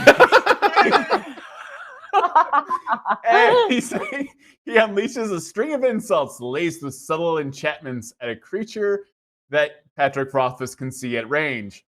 If the target that hears Patrick Rothfuss understands what he's saying, it must make a wisdom saving throw or take 1d4 psychic damage and have disadvantage on its next attack roll Awesome. until next turn. What is the DC? For Rothfuss? I don't know. Okay, it's up to you. We'll say it's pretty high. 14. Oh, actually, 14. 19. Cool. I rolled a 3. So basically, yeah, Patrick Rothfuss screams at the Drake, Jesus Christ! And the Drake goes, the Drake looks at him, and you if you were going to interpret what he was saying, he was like, he would say, that's not this holiday! And he gets so offended that he takes how much damage? I mean, is he like 5th level? I feel like he's at least 5th. It's yeah, like, I think it's 2d4, and then he gets disadvantage on his future thing. Yeah. So we got 2, and then we got a 5. Yeah, a total of 5. Okay. Total of 5. And disadvantage Okay. on the Drake's next attack. Perfect. So the other thing that happens is you guys get the feeling that if you make any sort of Christmas reference, like direct Christmas reference, the Christian holiday in our world, the Drake is vulnerable to those references. Perfect. And that was your action. Ren, do you have anything else you want to do? Oh, yeah, if I can well, I thought that was all it took. Let's see. I mean, that was a full action of tossing him, but yeah, if you have a bonus action or anything. Oh, like I'm gonna that. try a kid tip to like I'm gonna throw him and then keep running. So like I'm gonna try like I figure like I could throw him 30 feet and run 30 feet. So it may be like this weird football toss of like just giving him air, you know? Okay. Like a dirty dancing kind of moment, but like just letting him be in the sky. Hurling his insults, literally, and I'm gonna try to catch Patrick Rothfuss on his way down. Okay, yeah, you can probably do that. And yeah, your attack of opportunity goes unscathed. It is now Goethe's turn. Goethe. Okay. I have received instructions through a donation here. Gosh. And I would also I'll mention to everyone watching the stream, in addition to screwing up our game and traumatizing my character, if you donate on this team page, you are eligible to win like over $170,000 worth of books, games, prizes from the World Builders fundraiser itself. We're giving away an entire Wormwood gaming table donated by Wormwood, the beautiful hardwood gaming table, a cabin for 2 on the Joko cruise, thousands of books and games. And because you're donating on the D&D team page, you have the chance to win these one-time buffs that we've been printing up as cards. For example, you can win one that is gets you a one-shot use of that Pat Rothfuss bullshit. All sorts of ones from Critical Role, from Acquisitions Incorporated. They're all on the D&D team page if you go and check them out. If you donate, every $10 you kick in gets you a chance to win these and the other prizes, and we just mail them out to you. So there's multiple things going on here. What I would like to do, and what I'm going to do is I'm going to offer up to the DM an opportunity to free us from what is becoming an increasingly protracted combat, because I have a ring of shooting stars. Goethe. Yes, you do. Oh, here's my the thing that I am instructed to do. Now I must dab anytime I do 5 points or more damage. Yeah. Which I think Goethe is completely on board with that. And so he was swinging around this sword. He really wanted to be a badass barbarian warrior, and it didn't work out. And he just and the sword, he swings it so hard, he kind of spins halfway around. The sword flies out of his hands, and he's like, ugh, yeah. But he's got the ring of shooting stars. And so he's like, ugh, fine. And the fog blows away. He can see everything. And so he goes, and out of the ring of shooting stars, he shoots three shooting stars that go out, and they each are area effect attacks that do fire damage. Oh, perfect. And okay. Goethe, doesn't have a lot of con, but he's pretty solid on intelligence. I would like to think that he could land those stars in this battlefield to hit all of the Mephits and the Drake. And the truth is, he's okay taking a little damage himself. He feels really good for some reason. That mead is a protective coating. Right. Plus, he's 14, and when you're 14, you're invulnerable. But I would just like to nuke the battlefield at this point. Yeah, I am in for that. So absolutely, that totally happens. The stars burn off the Mephits. And what is cool about these stars is they are nativity stars. So they are that North Star that shone a light on Jesus Christ. And the winged drake, although not quite dead, takes a look at 3 of them, is overwhelmed by too much Christmas reference, and flies away. He's not dead, but he definitely returns home. And the rest of you who don't really have that vulnerability to references to Christmas, you aren't really, you're not really that hurt by all of that. But the monsters are gone. Everyone at the window in the tavern is looking out from the fox's drawers, and they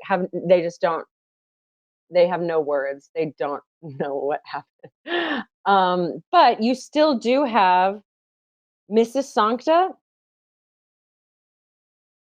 I'm going to say that the winged drake was the most offended by Patrick Rothfuss, so he picked up Patrick Rothfuss on his way out and flew Patrick Rothfuss away to. He's super offensive, man. I've heard things. Yeah, and so now you're left. Tammin, you've got Angus MacDonald up there on the eaves of the house with you, and then Mrs. Sancta is holding her popcorn, her 3-tiered popcorn and snacks out to you. So Tammin, after Goethe, it's kind of your turn anyway. So Angus is like, well, seems that maybe you don't need me after all, unless. And he stops there. Go ahead. Oh. Tammin was ready for battle, but all of a sudden, a shooting star came in and caved in the side of this tavern on the roof where they were sitting next to this Mephit. Okay. Okay, yeah, so, sure. The fox's drawers. Yeah, there's a lot going on in Tammin's mind, but Tammin's kind of looking at Angus MacDonald covered in soot and snow with their little prosthetic jewel eye just twinkling in the starlight. It's just are they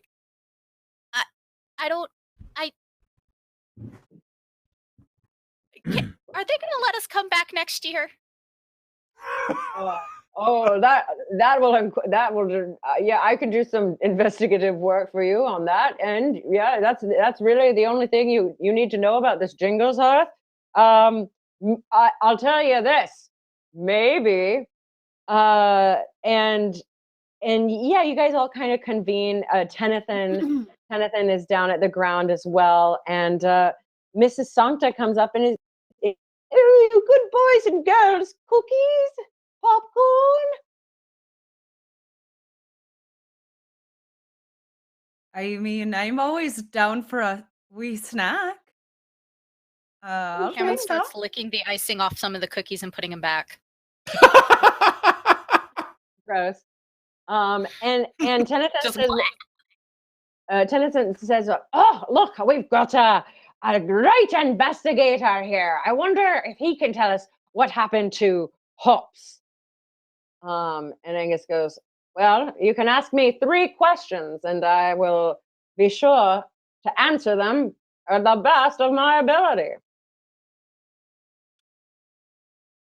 All right. Where is Hops? What you? Oh, okay. Good question. He is no longer on this plane. He is in another realm called the Jubilee realm. Next. How do we get to the Jubilee realm?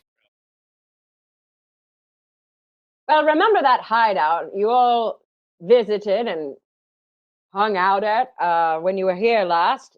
It's called the Absent Dell on the west side of town. There were some happenings there that you might want to look into. There definitely was at one point a portal from the Jubilee realm that was open. So maybe that's how you get back. Next question. What would we need to prepare to enter the Jubilee realm?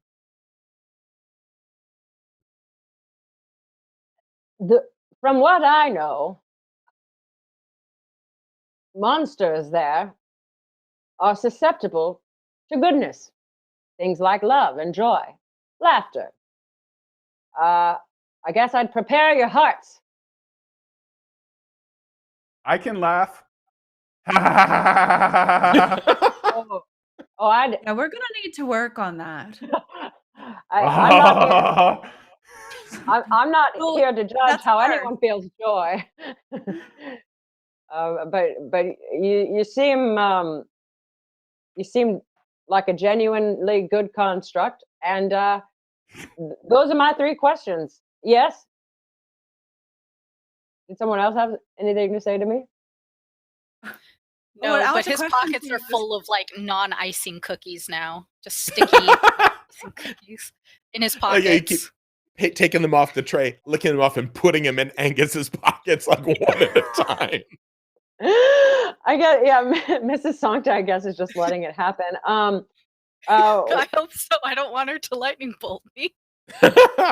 So yeah, she basically then Mrs. Sancta leaves you with the tin and says, "Thank you so much for having me. I must be off to the Jubilee realm myself.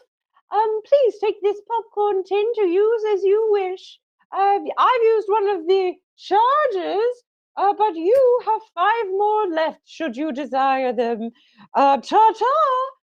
I must find Sancta Wendell, my husband." And she and Angus MacDonald leave arm in arm and just kind of disappear into the mist. Wait a minute, they're going to Oh. the Jubilee realm and they're just not going to bring back a kidnapped kid, or okay? I mean, we're not doing anything, but you know, it's not exactly on our way. All right, well, good then. Good luck with that kidnapped kid. I think maybe we're responsible for bringing back little Timmy. Sorry, Hop. Little Hoppy. Little Hop, yeah. Hops McGee. Hops McGee. So the one person who is still there and just not necessarily just looking at you like you're just insane and your powers are out of control is your good friend Tennyson, the bartender. And he says, "Oh, that was some. Well, I didn't even know the Jubilee realm existed." I don't know that any of us did either. But How far away you is learn the something place? new every day. How far away is the place she mentioned, the potential portal? The Absent Dell is it's just on this side of town. So yeah, you've got maybe a mile away, but definitely not more than a mile from the center of town. It's basically where the kids from school would go and hang out. Where the kids from school would go and hang out. Oh, it's To the quarry. skip classes. Yeah, we Yeah, used to go in there. We'd go there and we'd swim, and I drank a beer there once. It was pretty great. Yeah, sure you did, kid. Oh my gosh. Taman is Okay. elbow deep in the caramel corn. Oh, nice. She hasn't, If or you're they haven't eaten any yet, but Have you eaten any? Okay. it's dangerous. If you do, we're gonna roll on the Wand of Wonder table. But another thing happened. We're gonna well, we'll do that in a bit. But there is a reroll for Goethe and Nolzur's Marvelous Pigments, which I need to look up. Is now a magic item in the game, and so you can basically paint something that comes to life. What? Wow. If you I don't paint trust like this in the hands of anyone except mom. it's basically like a Roger Rabbit type thing. If you paint a pit on the floor, it becomes a real pit. If you paint some terrain, it becomes like Mary Poppin Land or whatever. Oh, no. Cannot give that to Tan. That's Yeah. just for anybody who isn't Moira. It in itself cannot do damage. So if you paint fire or lightning, it'll look like fire and lightning, but then dissipate as soon as it comes to life. So, but you can basically paint some desired, I don't know, object as you concentrate on the image, and it'll become real. So who and wants it's permanent? that? Is it permanent? We'll say no, it's not. But it'll last the desired amount of time as long as it's not unreasonable. No reason. If you yeah. painted like a window to space, Yeah, you could paint a window to space, sure. Could you? hell yeah. Please. I think that's got to be you, Tim, and you got to have those paints. Yeah, you're getting a little too excited about it. So, do you guys want to go to the Dell, the absent Dell? Yes, absolutely. Cool. Space so window. Can we take like a rest? You sure can. Yeah. Just remember that Jingleshearth is tomorrow, and it's kind of towards the afternoon now. Okay, maybe no rest. Yeah. Short hurt rest is night? anyone. A short rest if you wanted to like grab some stuff at the inn and hang out for half an hour, something like that. That'd be fine. There's just a tiny halfling boy on the line, so. I mean, he's been presumed dead for like a week so far, so he's not getting any deader. Look at my He died. Hops may be our barb for this adventure. Oh my god, I hope not. During the short rest, Taman is gonna like make pointed eye contact at Moira and eat a handful of the caramel. All right, so we're gonna roll a percentile. Oh no. Oh boy. Sick. Hold on, this is like Wand of Wonder, not Deck of Many Things, right? This is not the caramel corn of many things. No, it is not the caramel corn of many things. It is definitely a Wand of Wonder. You know, like those popcorn tins you get at Christmas? Oh, yeah. Exactly. Yeah.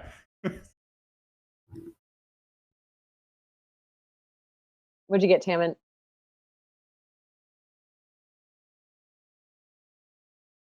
Sorry, I had to roll it online because I do not have a percentile dice myself. Gotcha. Boop. 23. 23. Okay. Oh, you cast Detect Thoughts on the target you choose.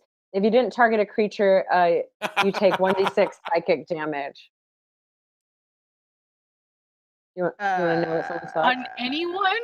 I'm already making contact with Moira, so Okay. it's definitely going to be on Moira. Okay. All right. Oh, no. Moira, what are your thoughts? Yeah, what are you thinking?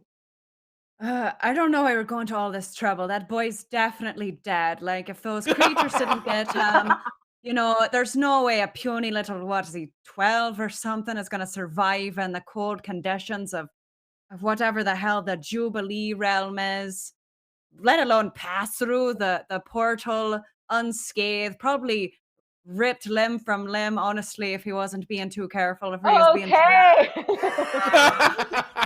I imagine because we are people with like very like jumbled minds and stuff, there are also illustrations. And Tara's just like wide-eyed, like drooling. It's Yeah, like and I'm gonna She's say just that stick figures. even though terrible quick, just like I will say, even though you did target a creature, you still take four psychic damage. you know what? Firm but fair.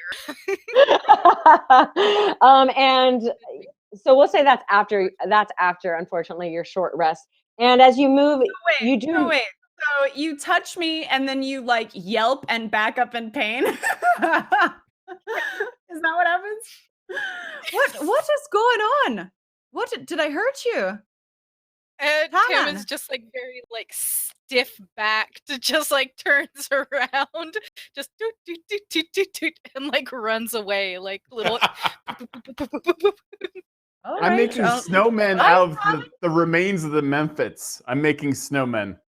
Oh, perfect. Tim and like trying They to are pile them responsive together. to your forms. Yeah.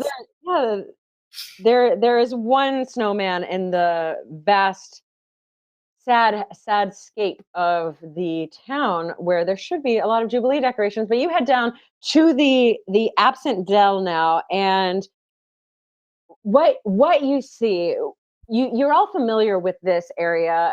If you were a kid, or sometimes you would even have hangouts here. It's basically like a dip, a shallow ravine that's covered with branches, not necessarily leaves, but it's kind of, if you imagine in The Lion King, like Rafiki's hideout. It's just this natural forming of a safe space, or what feels at least like a safe space. You that safe space is kind of filled with remnants. It's as if Jingleshearth exploded out of a portal and then was chopped off immediately. So evergreen trees kind of cut in half at grotesque angles, and nutcrackers, weirdly shaped renditions of Barnabas with like limbs sticking out of weird places. So chopped off, but also mangled. Lots of mangled Jingleshearth decor, just kind of there, and it's about like a 3-foot high pile. Can I search through the pile to see if I can find any objects that would be the most merryful or joy bringing? Yeah, do an investigation. Okay. Oh, it's cocked. I have like no space to roll. Oh, ooh, nat 20. Nat 20. Shoot. Okay.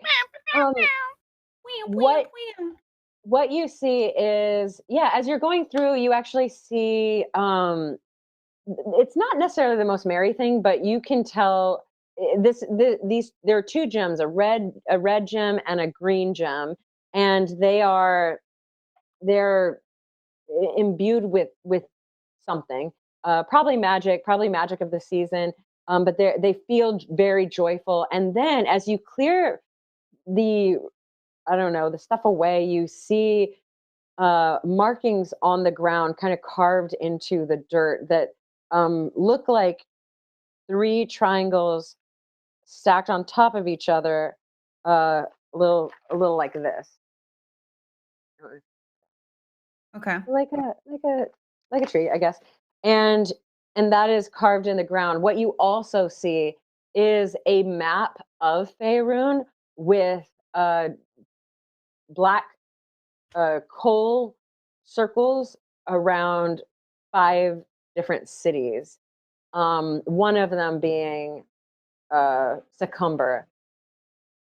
And the other 3 seem a little random. There's a northern city, 2 eastern cities, 1 south, 1 very far north. But it looks, they're not like perfect circles. It looks like someone was taking notes, and with coal circled around those cities. Hmm.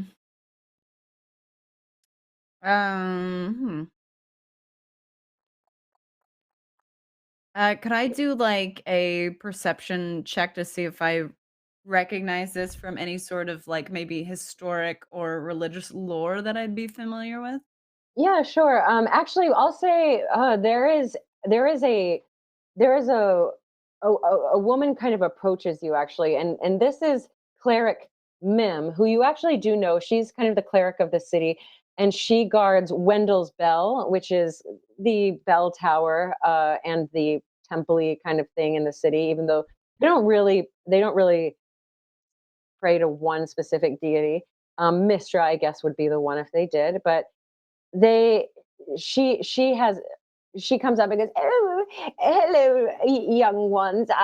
Yes, Tennyson actually said that you were coming down into the absent dell, and I thought I'd make an appearance myself to see how you were coming along. You see that someone opened a portal to the Jubilee realm here, right?" Right. Well, we're sort of trying to figure out how to reopen it, I think. Do you recognize the symbol on the ground, ma'am? Oh, from what I can tell, and I don't know. I mean, little Hopsy was in my library quite often in the last few weeks, looking up geography, but also some lore. And I think I think he was trying to contact Sancta Windle in a more direct route than writing letters, as the usual kids do. He's Oh, so so hard. it's his fault. It's his fault that all this is happening. Well, I suppose so. Again, he's an 11-year-old boy. I'm not quite sure he knew exactly Right. That the doesn't mean he's consequences of not what at he was fault. doing. But okay, Can I make an Arcana roll? please, yes. I apparently cannot make an Arcana roll. No, wait, I've got a re-roll. I'm going to use Okay, the yes, you re-roll do. somebody generously donated. Oh, that's much better. That is a 16. Oh, 16. Um, Great. So this symbol you have seen before as a secundarian magic user. It is This person was trying to summon from the other realm or from death. He's trying to summon Sancta Wendel into the town. This is the kind of pentagram that would be used to do that. He also, with the red and green gems, they are needed to hold in both hands. It would not only um, summon Sancta, but also maybe allow for the summoner to go to Sancta's workshop. From what you can tell, also the portal shut abruptly and was he let in some magic that he wasn't able to protect against. So maybe he summoned Sancta Wendel, but he also summoned something else, which equally could have been, instead of the joy of Jingle's Hearth, could have been a Jingle's Hearth curse. Okay, so uh Goethe like checks this out and he sees her bring out the gems and he's just kind of watching. He's like, um, okay, guys, so you know, uh I don't talk about this very much, but when I was younger, I was into some really dark shit. And so I think we have like this is some deep magic from before the dawn of time stuff here. But I'm thinking we can crack this son of a bitch right open if we work as a team. Uh, are are you are you guys are you guys with me? are you holding both of the gems? I'd be kind of eyeing her. I'm assuming she still has them because she pulled them out. Um, so Moira? I wouldn't have them yet. I just saw her bring them out of the pile. Moira, Can are I you have holding one? both of them? Yeah, I'm holding both of them Okay. right now. Yeah, I can if somebody asks me for them though. I no. Well, if you are holding both of them, you actually hear a whisper in your mind. Oh, Um, great. Great. Great. and this he goes, he ho ha he ho ha ha he. And you hear some faint jingle bells, and he says, Santa? "Oh, it is me. Oh, but I have already been summoned away from my Jingleshearth Eve's requirements. I must continue my journey, and I feel so faint. What is it you require of me?" Well, I guess we're trying to get a stupid boy back from some jingle realm, and then also, I suppose, get rid of the curse in the same fell swoop. How dare you? You take that back. That is a good little boy. And You can be good and stupid. That's most children. ah, As Moira says that, like, Tammin has been trying to get Rent to play the how many rocks can we fit inside our mouth game. Yeah, So when Moira says that, like, 3 rocks just fall out of Look Tammin. at these two. Look at these two. They're so stupid. But they've got so such good good. hearts. I'm such a good heart. You're yelling. You're yelling. Why are you yelling? You don't need to be yelling. I don't know. Tammin says, Take "We're it down. good Like, boys." 5. Oh, you sound just like my wife. She's always saying I put too many children on the nice list. But You do. Children they only learn from being punished. That's a fact. Who are you talking to? I'm talking to Sancta. Tell Sancta I said hi. Ren says hi, Sancta. Sancta, what a very good construct he's been this year. Why, I remember when he was merely nuts and bolts, and he really caused Whittle some joy. Yes, he shall be. I killed so few people this year. Compared to last year, it's true. Right, Count it yes. down. Everything is relative. I do like to make that distinction. Yes, you are arguing my point. Well, I would like to help you if you would like to save hops. Right, yeah, I guess. I mean, I think the best way to learn is sort of to fix your own mistakes, but everybody else seems very convinced that we need to, step in on this. So I guess, yeah. I mean, if you don't want to, I can just go. I'm already. I don't Right, like. I don't. Right, I mean, if it were You're up the to me, summoner. You tell me. I don't know. I didn't do this on purpose. Ask him how we save him. How do we Right, save him? okay. Right. Yeah, oh yes, please help us, Sancta, who art in Joyland, or what the hell ever.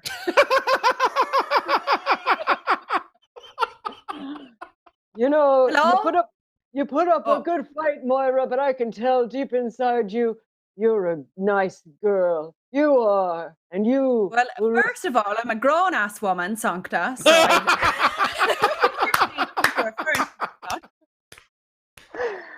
Yeah, I'm not gonna win this. Here we go. and actually the tree kind of shimmers. The tree symbol on the ground shimmers in a sparkly red and green, and a film of sort of a whimsical portally liquid forms up in a large oval in front of you. I walk through. Cool. Oh, of course. I'll follow Rendon. Yes. As you walk through, you each hear jingling of bells. Beautiful. And yeah, we'll see what happens. They do disappear behind the curtain of the sparkly liquid. Do the rest of you follow? Everyone follows? Yeah, I go through. The sword is really heavy at this point. It's not on my shoulder anymore. I'm dragging it through the snow behind me. Mm-hmm. As you disappear, your sword becomes lighter as you walk through. You can feel it kind of want to be in the Jubilee realm. Does it And look like a Tammin, giant candy cane now? oh my gosh, yeah. You have a Vorpahl, Bladed candy cane? a Vorpahl bladed candy cane, yeah. And Tammin, you are now left alone in the absent Dell. Cleric Mim looks at you and says, "You know, if you're not keen on bouncing from realm to realm, well, we could have hot chocolate over it." Oh no, I shouldn't say hot chocolate.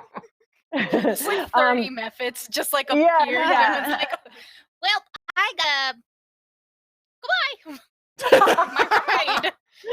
Awesome. So as you enter the Jubilee realm, you actually, what you see is that nothing has necessarily changed from the town, but you hear some very sad tolling of bells from the Wendell bell.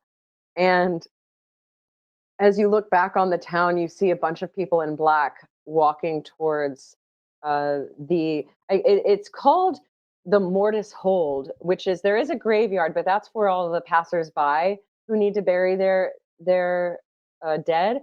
But the Mortis Hold is actually for secundarians who are dwelling here, and it is a tomb to celebrate all of the residents of the town and their dead. And they're walking toward the Mortis Hold, the tomb of the city, as the bell tolls. Should we follow them or do we? Yeah, If he's dead, he'd be there. That's for sure. Yeah, and you Dad, he would yeah, go talk ahead. to you. Not Sancta. What's his face? Hoppy or whatever. I never held a funeral for someone I didn't know. Another We thing you haven't see. lived. Another thing you I've see never is, picked up a funeral before. you What never are you picked up saying? a funeral, crashed a She funeral. said she held one. Oh. Oh. Put this rock in your mouth. You also see in the town that it actually looks a little decrepit. The buildings are older. On top of it not being obviously cheerful, there are some decorations. It seems as if this is some weird version of the future in Secumber. No. So like we've kind of like gone through into it's the same place, but now like we're a mirror universe. Yeah, a little bit. It's not quite like an Underdark or anything like that, but yeah, it's not it for whatever reason now on this Jingleshearth day in the future, they're holding and picking up a funeral for Todd. Does it look festive? Other than a Festive funeral? funeral. It is decorated. It is decorated as much as it can be for Jingleshearth. There are some garlands around, the houses and that kind of thing. But Okay. it's not. It's like lights are up, but no one's I at walk home. They're all immediately up to the funeral procession. I want to know who's Yeah. I want to know who's passed away. as you Tammin looks like Hold on, Goethe hold is on. like, You want to see a dead body? First, Yes. I've got a giant candy cane sword. I am going to cast minor illusion on myself so that I look like a festive elf covered in jingly bells. No, Tammin scream. No, I'm still a goat boy, but now I have the elf outfit, the curly toe boots, the hat with the bells, because like this is what we need. I'm going to be caparisoned in joy and merriment to fight this unspeakable evil. That's the one clue we've got. So that's what I'm doing. Okay, perfect. You look like a reindeer. Uh, He's trying, okay? you guys could try to get in the spirit a little bit. I'm just saying. And while as you decorate yourself, you actually do find that if this were a movie, it'd be all blues and grays. It'd be very dark, nighty. But around Goethe, there seems to be more of a color, a warm color to him and around his aura. So if you look through where he is, it's kind of like almost a Pleasantville type of effect in this somber color scape. The other thing that you do notice as you all move forward is that you haven't quite seen who the procession is for, who they're carrying, but there are one beautiful men carrying this smaller child, and you would recognize them. They are Chris Perkins and Jeremy Crawford, and yeah, they're kind of carrying this. Also, Goethe and Pat. So Pat gets 2 more rerolls and Todd gets a reroll as well. But yeah, this is a smaller figure that they're carrying, and Chris Perkins and Jeremy Crawford look to each other and they go, "Oh, guys, this is I don't know, this is kind of dark." Or Chris says that, and Jeremy goes, "No, Chris, this is nowhere near the shit that you pull." And Chris goes, "No, yeah, you're right. Amy's got a ways to go if she thinks this is sad. She will never know the darkness of the depths of my mind." Jeremy Crawford. Yeah, that's more of the vibe. Yeah, that's more of the, what is this? A dead kid? Like, no big deal. We've done worse. And Chris goes, and they just kind of walk along in agreement and feel a little bit lighter about themselves. So yeah, I that's what told see you as the a- kid died. What did I say? Everyone roll. Oh, go ahead. Yeah, I was gonna say, I want to see, like, are these like real people? Are these constructs? Is this Okay. like sort of a veil of illusion? Is this the shadow? Are these things Yeah. shadows of what might become? Or Good question. So everyone roll a perception check. I also have a question. Ooh. Yes. 4. Damn it. What flavor is the candy cane sword?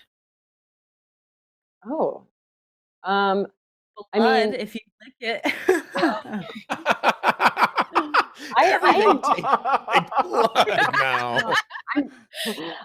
It is sharp, but yeah, it is tasty. It's mint. It's what you would expect in this realm. I think that Tammin will chip off a piece. Okay, Tammin, and are you eating it?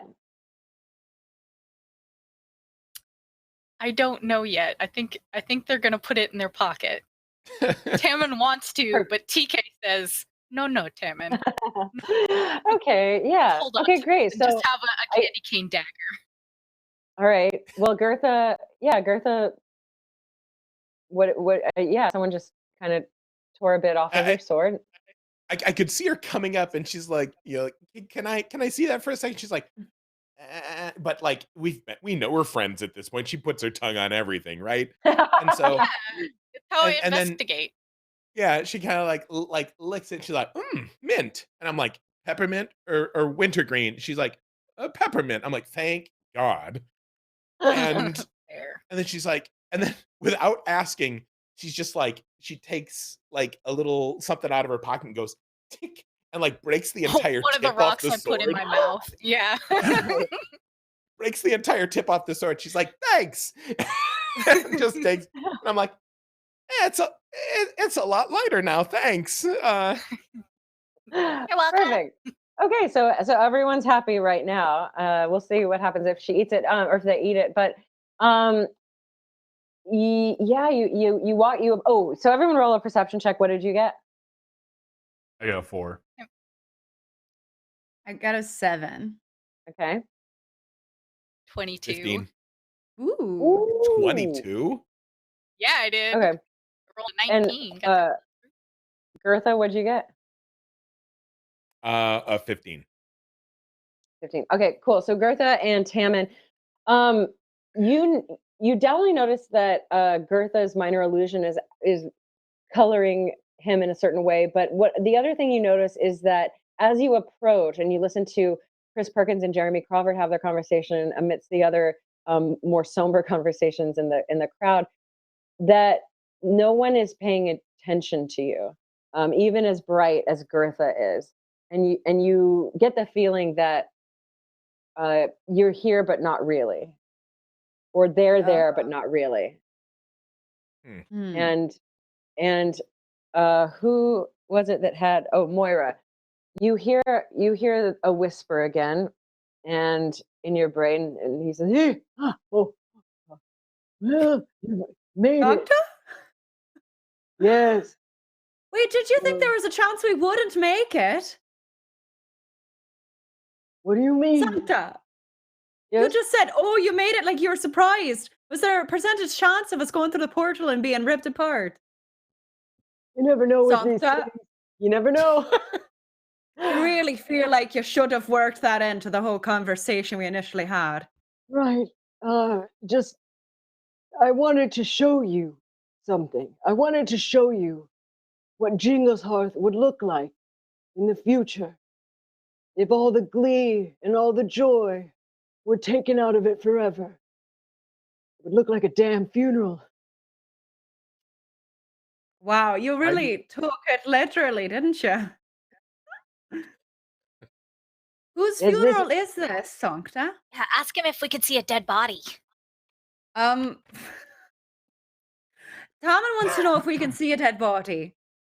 Well, I think that Salmon will have to answer that for themselves. Can you see a dead body? Okay, There- look, second grade English teacher. There is a dead body to see. Yes. Why? I think there is still hope, but at the moment, this is poor Hops's funeral. He I was know it! I he was told the- you guys! I told you. He was the jingle hearth and soul of the entire holiday for the town. And without him, why, I don't know that Jingle's hearth could ever be the same. But this is the Jubilee realm, and anything's possible. What is yet to come has not yet come. Ooh, Sancta, gross. There is a chance, I know, for you to change the course of the future. Why, look at him now. And as you do look over at the dead body that Chris Perkins and Jeremy Crawford are carrying, you can sense that there's just twitchy movement.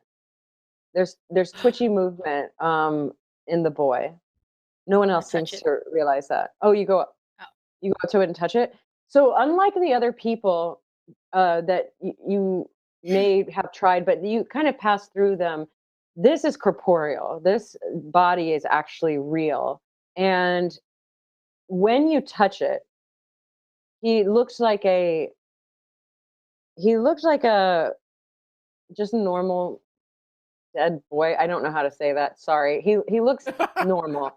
But as you touch it, his eyes kind of disappear in the back of his skull and they're replaced with like a blue light, and his skin melts away to reveal just a skull, and his teeth become icicles, and he opens his mouth wider than he should be able to. Oh no.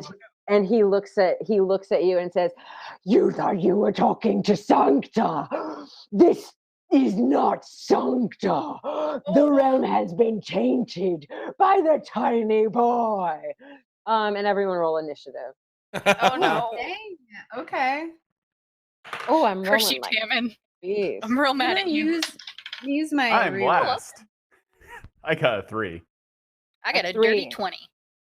Oh, a dirty 20. Okay, perfect. All right, so Tammin will go first. Who's hate after this. Tammin? Who's after Tammin? I got a 20 as well.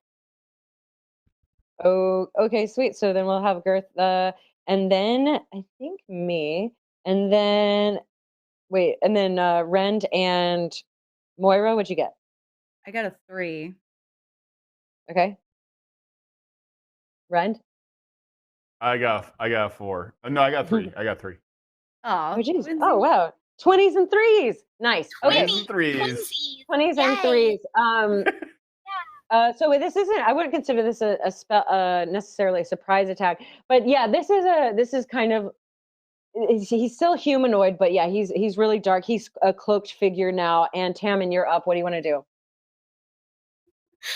Tammin's gonna scream. Mm. That's a free action. Is that a Free free action? You may. Tammin's gonna have a quick freak out because this isn't something Tammin usually sees in the woods. Yeah. And during this quick freak out, how far am I from the rest of the group? Well, you were the one who touched it, so I would say they're not further. They're not too far from you, maybe 10 feet away. But yeah, you were the one who went up and touched. Yeah, in the midst of Tammin screaming, Tammin is going to like cast Moonbeam. Ooh.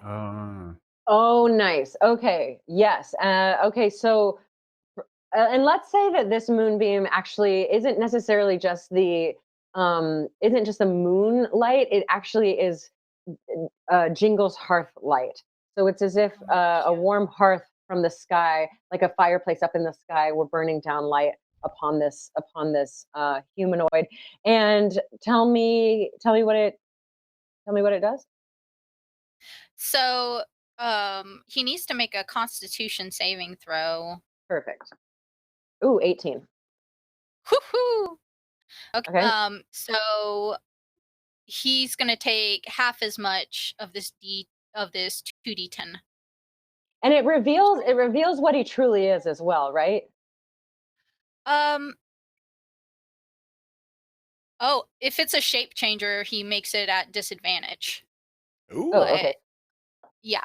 Okay, does a 12 save? No. Okay. Nope. Great. That's a failed save. So he Okay. instantly reverts to his original form, can't assume a different form until it leaves the spell's light. Okay, awesome. What you do see is you see the form flicker back and forth between real hops and the deathlock, and he does land I'm sorry. on. Yeah, go ahead. Deathlock. Oh, sorry. Okay, no, please. Go ahead. My heart went pitter for a second.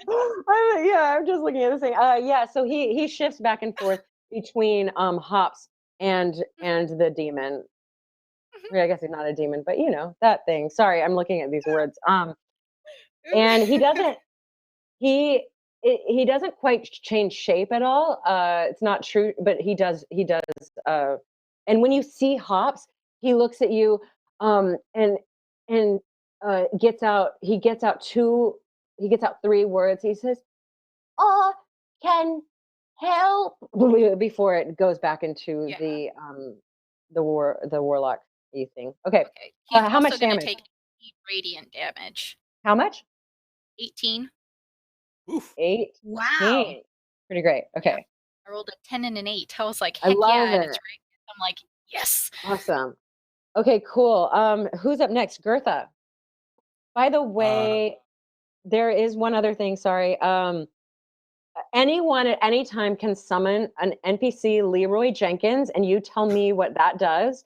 And also you may summon the doctor, who you can tell me what mechanically, I know what mechanically that'll do, but this doctor, whichever regeneration you prefer, the personality is that they believe that this is another Christmas special plot. So you have those to summon. I'm not going to summon them. You can tell me that you summon a Leroy Jenkins or a doctor. I would but love. I would love to see a Matt Smith doctor. I'm so glad my turn is over when you said that too. You can say, yeah. Absolutely not. No, Leroy? Goethe, what's up? Goethe he still has the charges on his ring.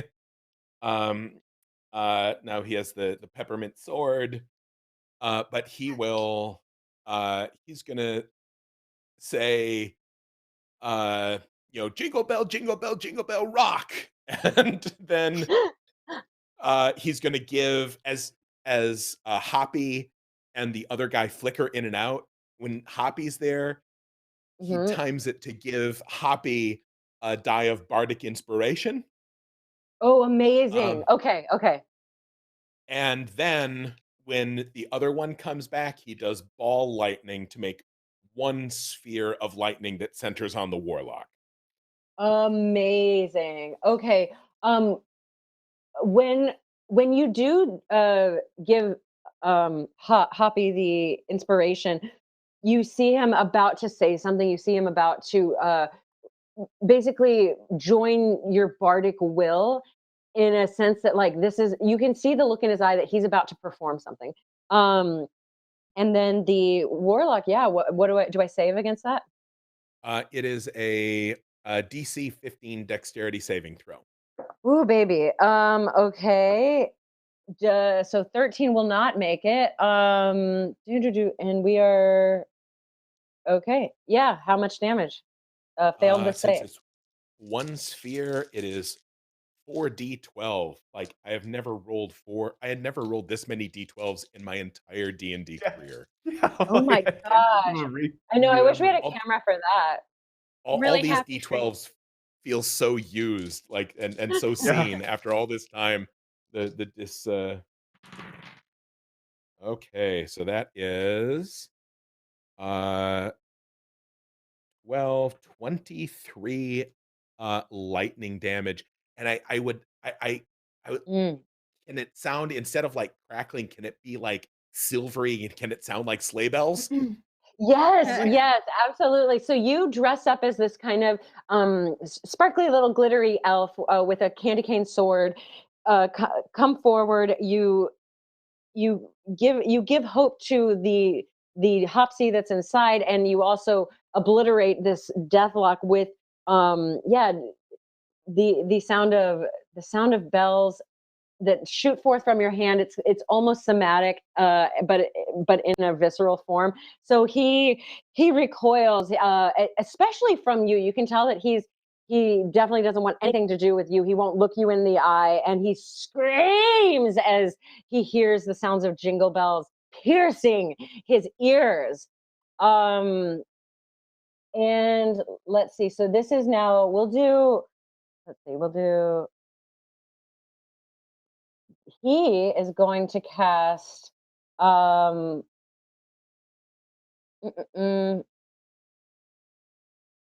he's he reaches forth and says Jingles hearth is a corrupt holiday for the land of Jubilee. We must kill it. And he opens up another kind of inky portal where uh he captures Tammin and Goethe with these tendrils and arms of this other kind of holiday that's just icy. It's like it is fleshy and everything, but it's still made of ice, and it'll pierce you. Make a strength saving throw, DC 14. Maybe you should just tell me how much damage I take, because that seems more realistic. Now, the person I'm boarding, the tiefling has a +1 Ah. still, and resistant to all damage. Oh, I that's made true. it. I made it Okay. handily. If you didn't make it, you take 12 necrotic damage. You can't take reactions until your next turn. But if you made it, you take 6 necrotic damage. And you're able to take reactions. Um, mm, mm, mm. And as he does that, you can see from afar a few more ice mephits are streaming in from a distance. But they're not there yet. Rend, you're up. I reach down. Is he in the grave or a coffin? No, they were carrying him as Oh, if it were carrying him. yeah, like a litter or a gurney, but it wasn't quite a coffin. It was just more like on a gurney. I And have to look, see if I can maintain my concentration real quick here, because Okay. I also have to do that, lightning. actually. Oh, okay. I rolled an 11. I think that does it, right? Isn't it 10 or more? Oh yeah, 10 or half of the damage I took, right? Isn't that right? Yeah, Oh I think it's no. what. I'm gonna have to. One sec. Well, Let me look I this up know. before I I hurt never remember. myself. Oh no, concentration. this is modified by Constitution. Mm. No, the Is yours modifier is -3, but I still have an 11. Okay. Okay. Okay. Yes, 10 or Yeah, half of the damage, whichever is more. Okay. okay. Great. Yeah. So y'all did it. save. You're still concentrating on your moonbeams and lightnings and all of that. So Rend, you're up. I Scrub. start singing a holiday song, which makes no sense, but it makes sense to me. I like Jingleshearth, and I hand him my wolf. Like I got Hoppy, I got you. You can have my wolf. Oh, Happy Jingleshearth, What is and your? Yeah. Go ahead. and I also cast. While I'm doing this, I cast enhance ability while Okay. I'm singing to him. And I'm giving him Owl's Wisdom, which will give him advantage on wisdom checks. The Deathlock. No, Hoppy, the other, not the Oh, Deathlock. Hoppy. Okay. I'm trying to give the boy the advantage. Yeah, Okay. I want that Deathlock to win. What is your magic spell save DC? That's okay. Yeah, normally it's not saved, but you're right. In this case, it might be some weird. Save DC is like 12. Okay, so when you hold out your wolf and you start singing a Jingleshearth song, maybe the one that we heard earlier in the stream, the Deathlock recoils. You can see him wince. And will you give me tell me, roll 3d6 and tell me how much that is.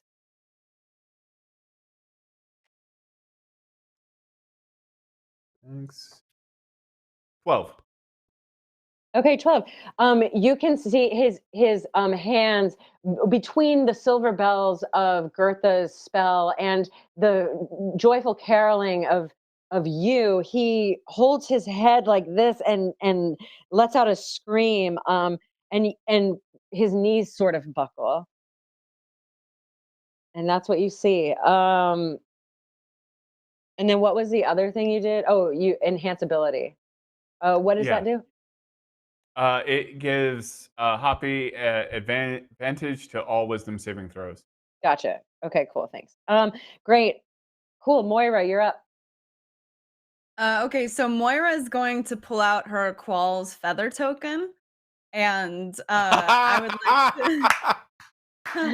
like to make it that this isn't an ordinary tree, that it is like a festive. When it comes out, it's a festive Jinglehearth's tree, so it's covered in bits and baubles and bright lights and stuff. So she's gonna toss that underneath the Deathlock, and so it grows 60 feet tall. So the Deathlock is sort of trapped on the top of the tree, and the canopy is 20 feet wide.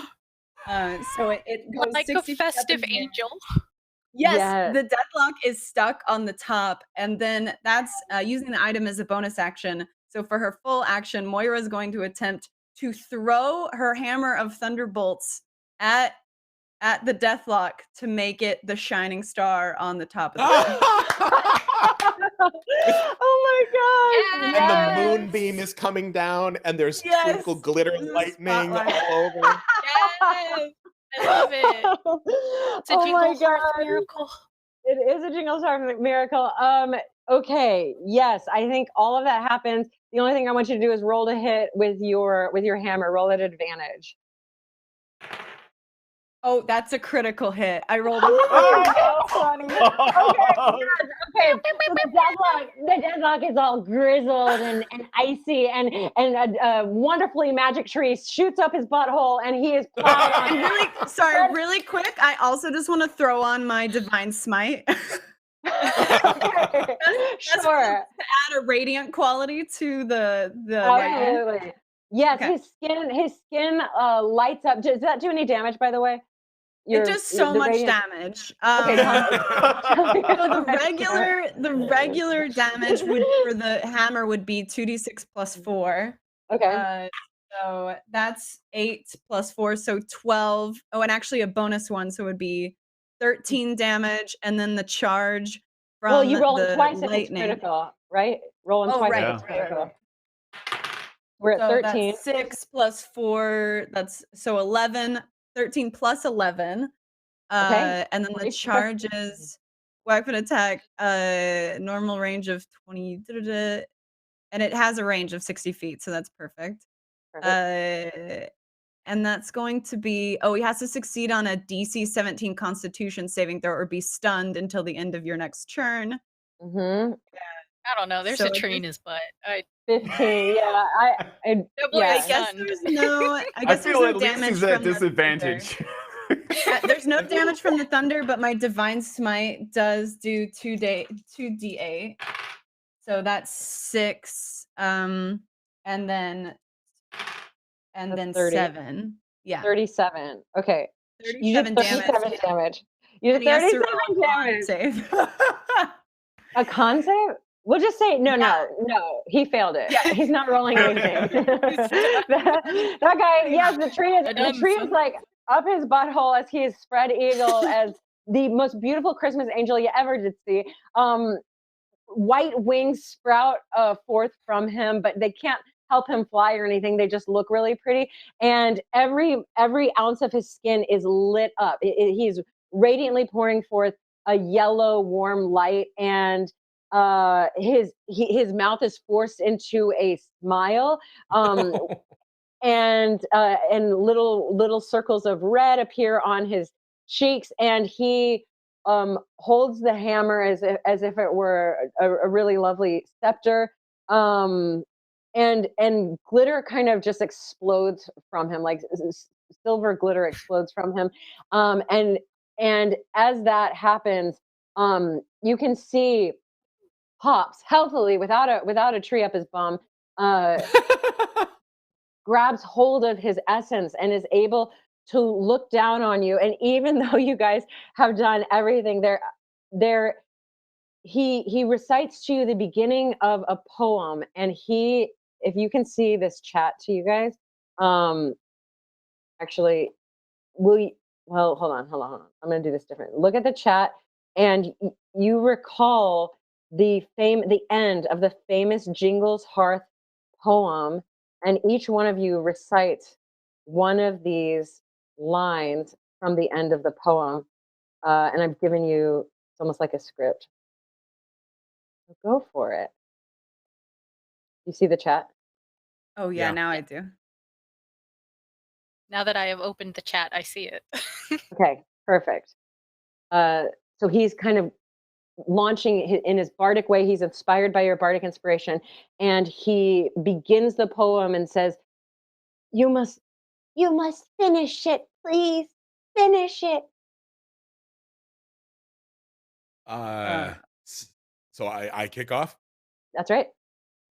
Sancta Wendell vanishes through the ceiling of our home. But he'll never say goodbye, for the holiday's not done. With a he and a ho and spilling out from our rafter. Jingleshearth all year, where'er there be laughter. And he looks at you and says, so finish him off, please. Oh, I want to shoot him with a guiding bolt. Oh no, I think we just need to laugh. We just need to laugh. Oh, I want to laugh and shoot him with a guiding bolt. Yes, you're doing it. Come on, Kevin, you've got more than that. At the last minute, I saw Jenkins to finish him off for us. Okay, I have perfect. a holiday cracker for no reason, and I pull it. Okay, yeah, do your guiding bolt. Sure. Do I roll the hit? Let's see what I do. Yeah. Speak enough. Come on, mouse. You can do it. I believe in you. Getting bolt. All right, I got a +4 to hit. Oh, please. 11 plus 4, 15. That'll hit. And guiding bolt does 5d6 radiant damage, and will light them up from Yes. then on. I think so. Like And- fireworks or something as well. 5, 6, 7, 8, 9, 10, 11, 12, 13, 14, 15, 16, 17 points of radiant damage. Just Okay. Absolutely. Yeah.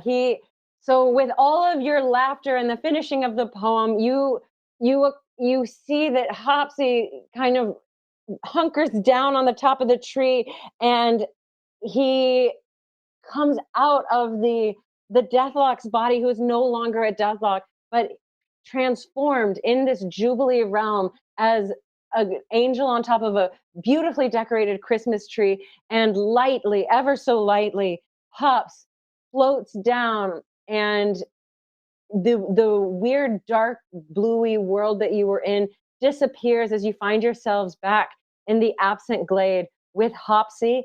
And he picks up his map and he says, "Oh, I'm so glad that this didn't disappear. I was really hoping to bring Jingleshearth to everywhere, starting with these cities." Are you thank really screwed up, kid? You woke up a demon or something. You need to be a little bit more careful. let's just- be happy. I just know how much joy Jingleshearth brings to me, and I wanted to share it with everyone. And he actually, his crutch was left there in this realm, so he picks it back up, and he says, "But did I do it? Did I summon Sancta Wendell for the whole town?" I mean, we can go check, but I'm pretty sure you just summoned a demon. And, I think maybe there's a big lesson to be learned here. Like, maybe you don't need to open an evil demon portal to make Jingleshearth the best Jingleshearth ever. Maybe that amount of holiday spirit was inside you the whole time. And you just need to maybe you share should that with stay everybody. there. You need to Maybe open s- the portal to your holiday heart. I have no heart. That's true. That's a fact. Well, maybe you're right. It's not Jingleshearth yet, though, right? There's still time. Yeah, there's still time. Hey, kid, you want some popcorn? Oh my god! Chairman pulls some caramel corn out of their pocket and puts it in the kid's hand. Moira, this is something this'll she'd make you feel normally better. stop, but she fully believes this kid deserves some sort of punishment. So. Okay, You don't know. Maybe the kid will get something nice. roll a roll a Maybe. percentile. I bet he won't though. Roll a percentile. Well, let the dice be the judge of that. Yeah. Oh no. 90. Oh, 90. Well. Oh, okay, no. well, a stream of 20 gems, each worth 1 gold piece, shoots out of his mouth in a line, and you're standing right in front of him. Tammin And sees right how many behind gems they you, can fit in their mouth. I'll say right behind you is Rend. So they are valuable-ish, but more than that, they really hurt you. As half hit Tammin, and the other half hit Rend, and you each take 10 bludgeoning damage. Jesus. So he took a bite of popcorn and then went, ah! And I'm trying to collect as many as I can. I'm like, gifts for my wife Whittle. She'll love these. She loves vomit gems. Yeah. I don't know how hurt y'all are, but yeah, that definitely happened. And he goes, "Oh no, have I ruined Jingleshearth one more time?" There's You still really plenty have. more times. You really I have. You love really- that he looks at Ren Let's and is stop like, at 2. "Can you put all these in your mouth?" Well, I think what I'd like to do is go back to town and give me 1 second. Jingleshearth. And no wisp comes out of his mouth.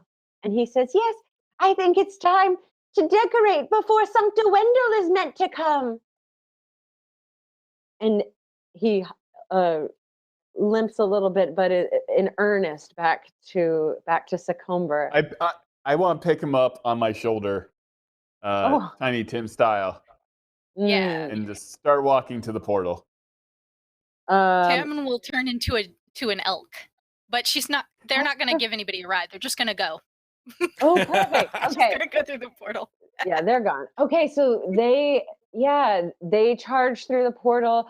Rend and Hopsy make their way through the portal, and as you arrive back, you can tell that the weight of the town, the darkness that you might have seen, is lifted, and while the snow is still drifting, you can see people coming out of the taverns and their homes and giving it a shot to say Jingleshearth again, and lighting up hot chocolate and decorating again. And in the distance, you hear sleigh bells and jingle bells, and the voice that was in Moira's head is now loud as he pronounces, hee ho ha, hee ho ha hee, and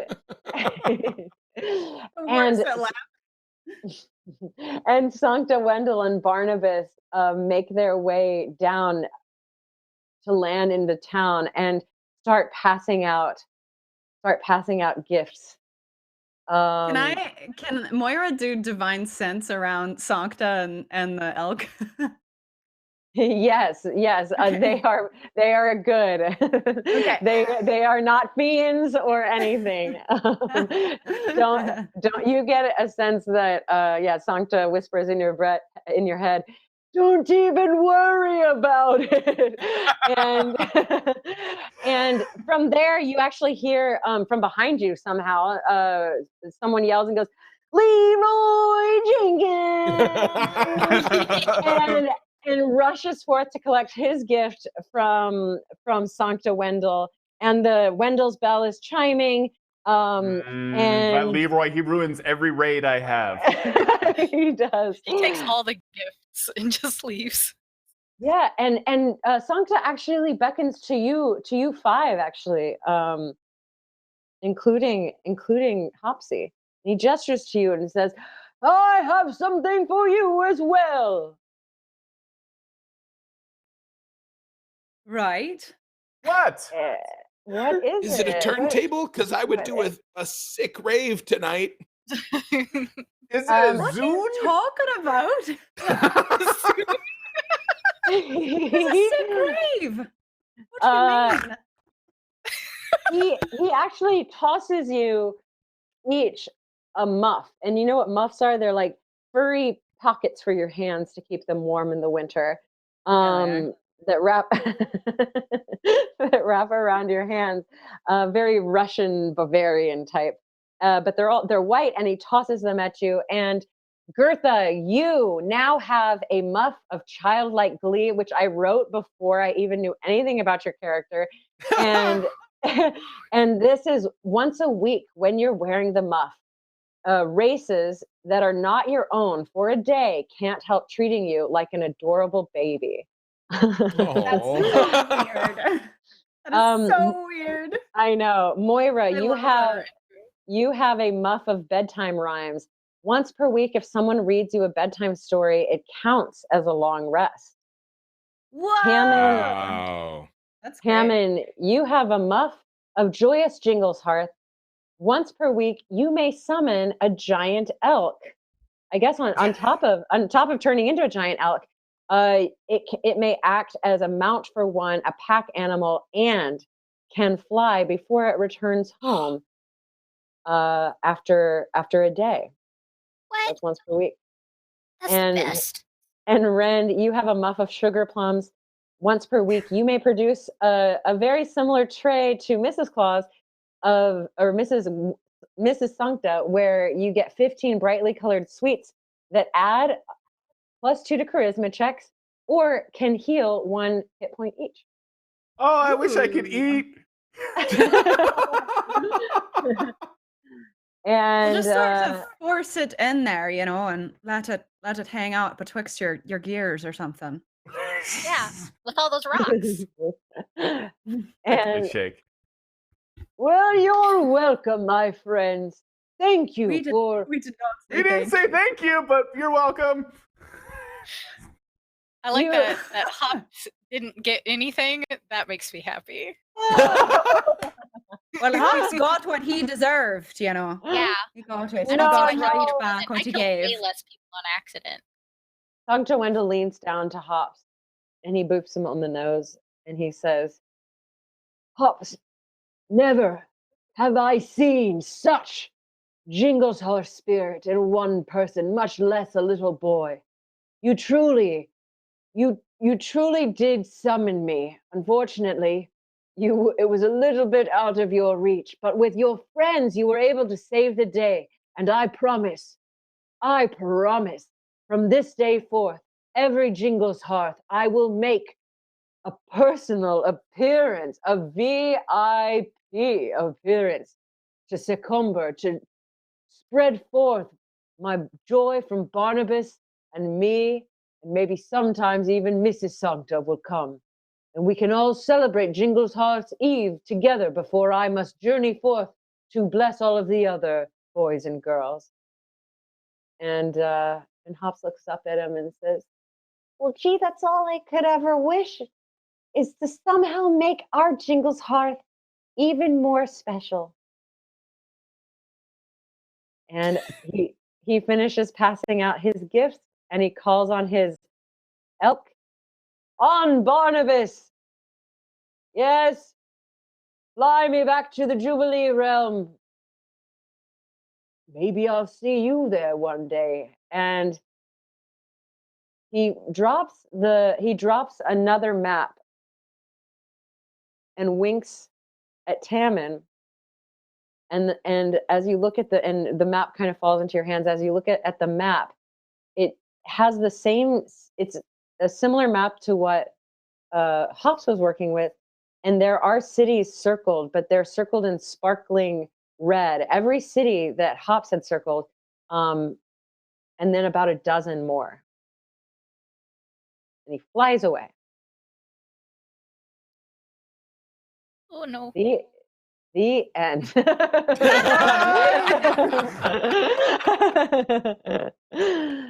Sancta. Yes, boy. Thank you. Thank you so much. Ho hee ho. Amy, that was amazing. You are brilliant. Thank you so much. So fun. Yes, and thank you to everyone who donated to World Builders.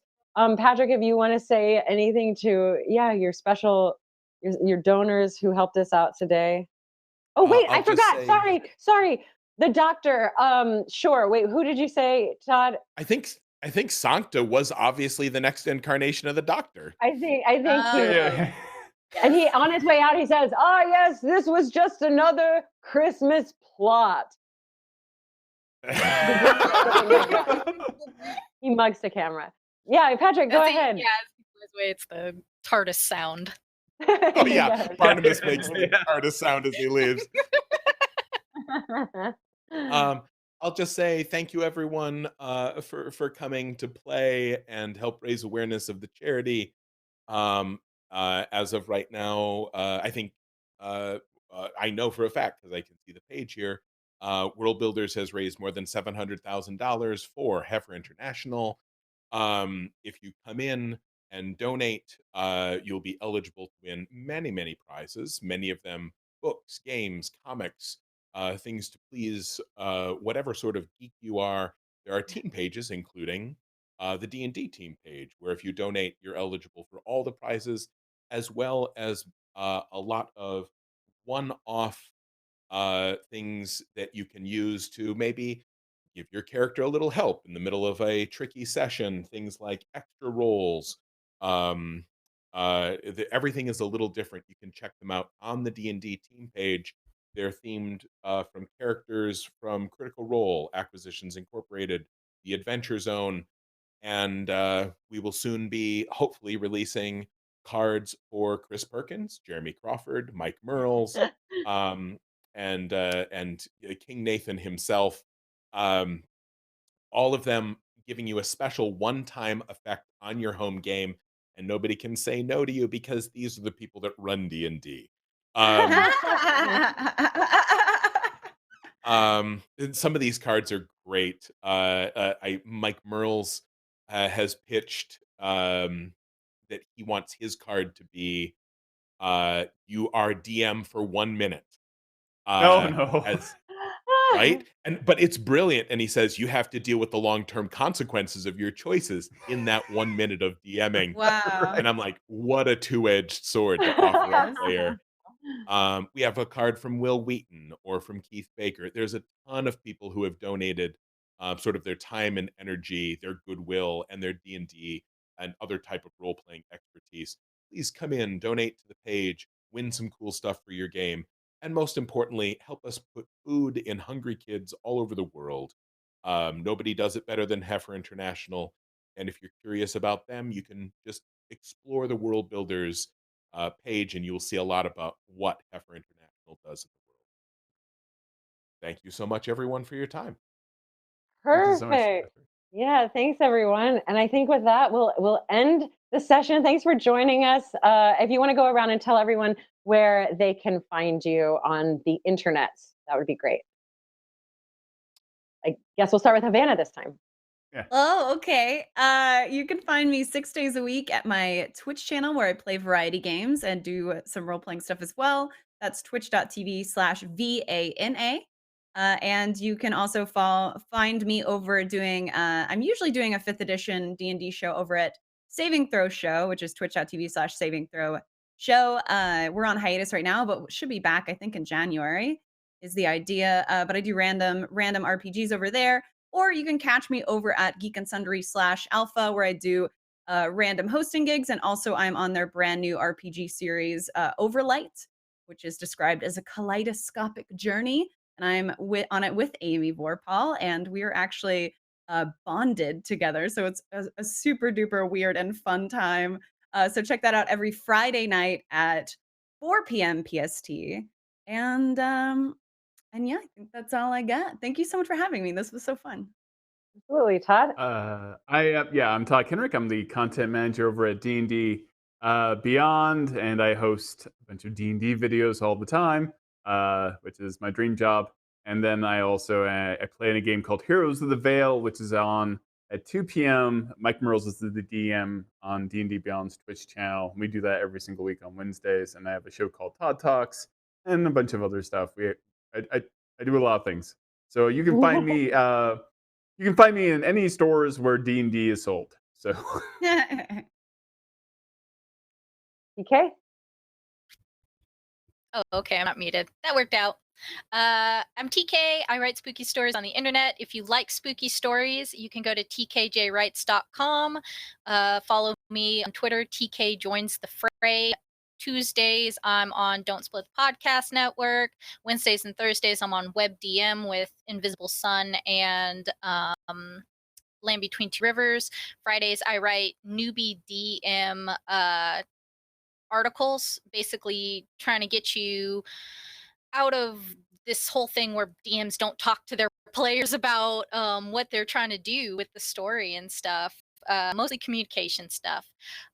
Starting in January, Fridays, I'll be back on D&D Twitch with Tales from the Mists. I'll be DMing a Ravenloft campaign that is not set in Barovia. That's it. That's all I have to say. Ooh. Buy my book. Bye. What's your book? What's your book? Oh, Kayla Klein and I wrote a comic that is centered around Strix's time in Barovia because I'm a hypocrite. Perfect. It's a graphic novel. You can find the link on my Twitter. And Patrick. And I'm Patrick Rothfuss. for the next week, you can find me at worldbuilders.org or here on Twitch, where I have a channel. I am streaming to promote the charity and doing some specialty events like this. I'm doing a parenting stream with Felicia Day and Clint McElroy, where we talk about being geek parents.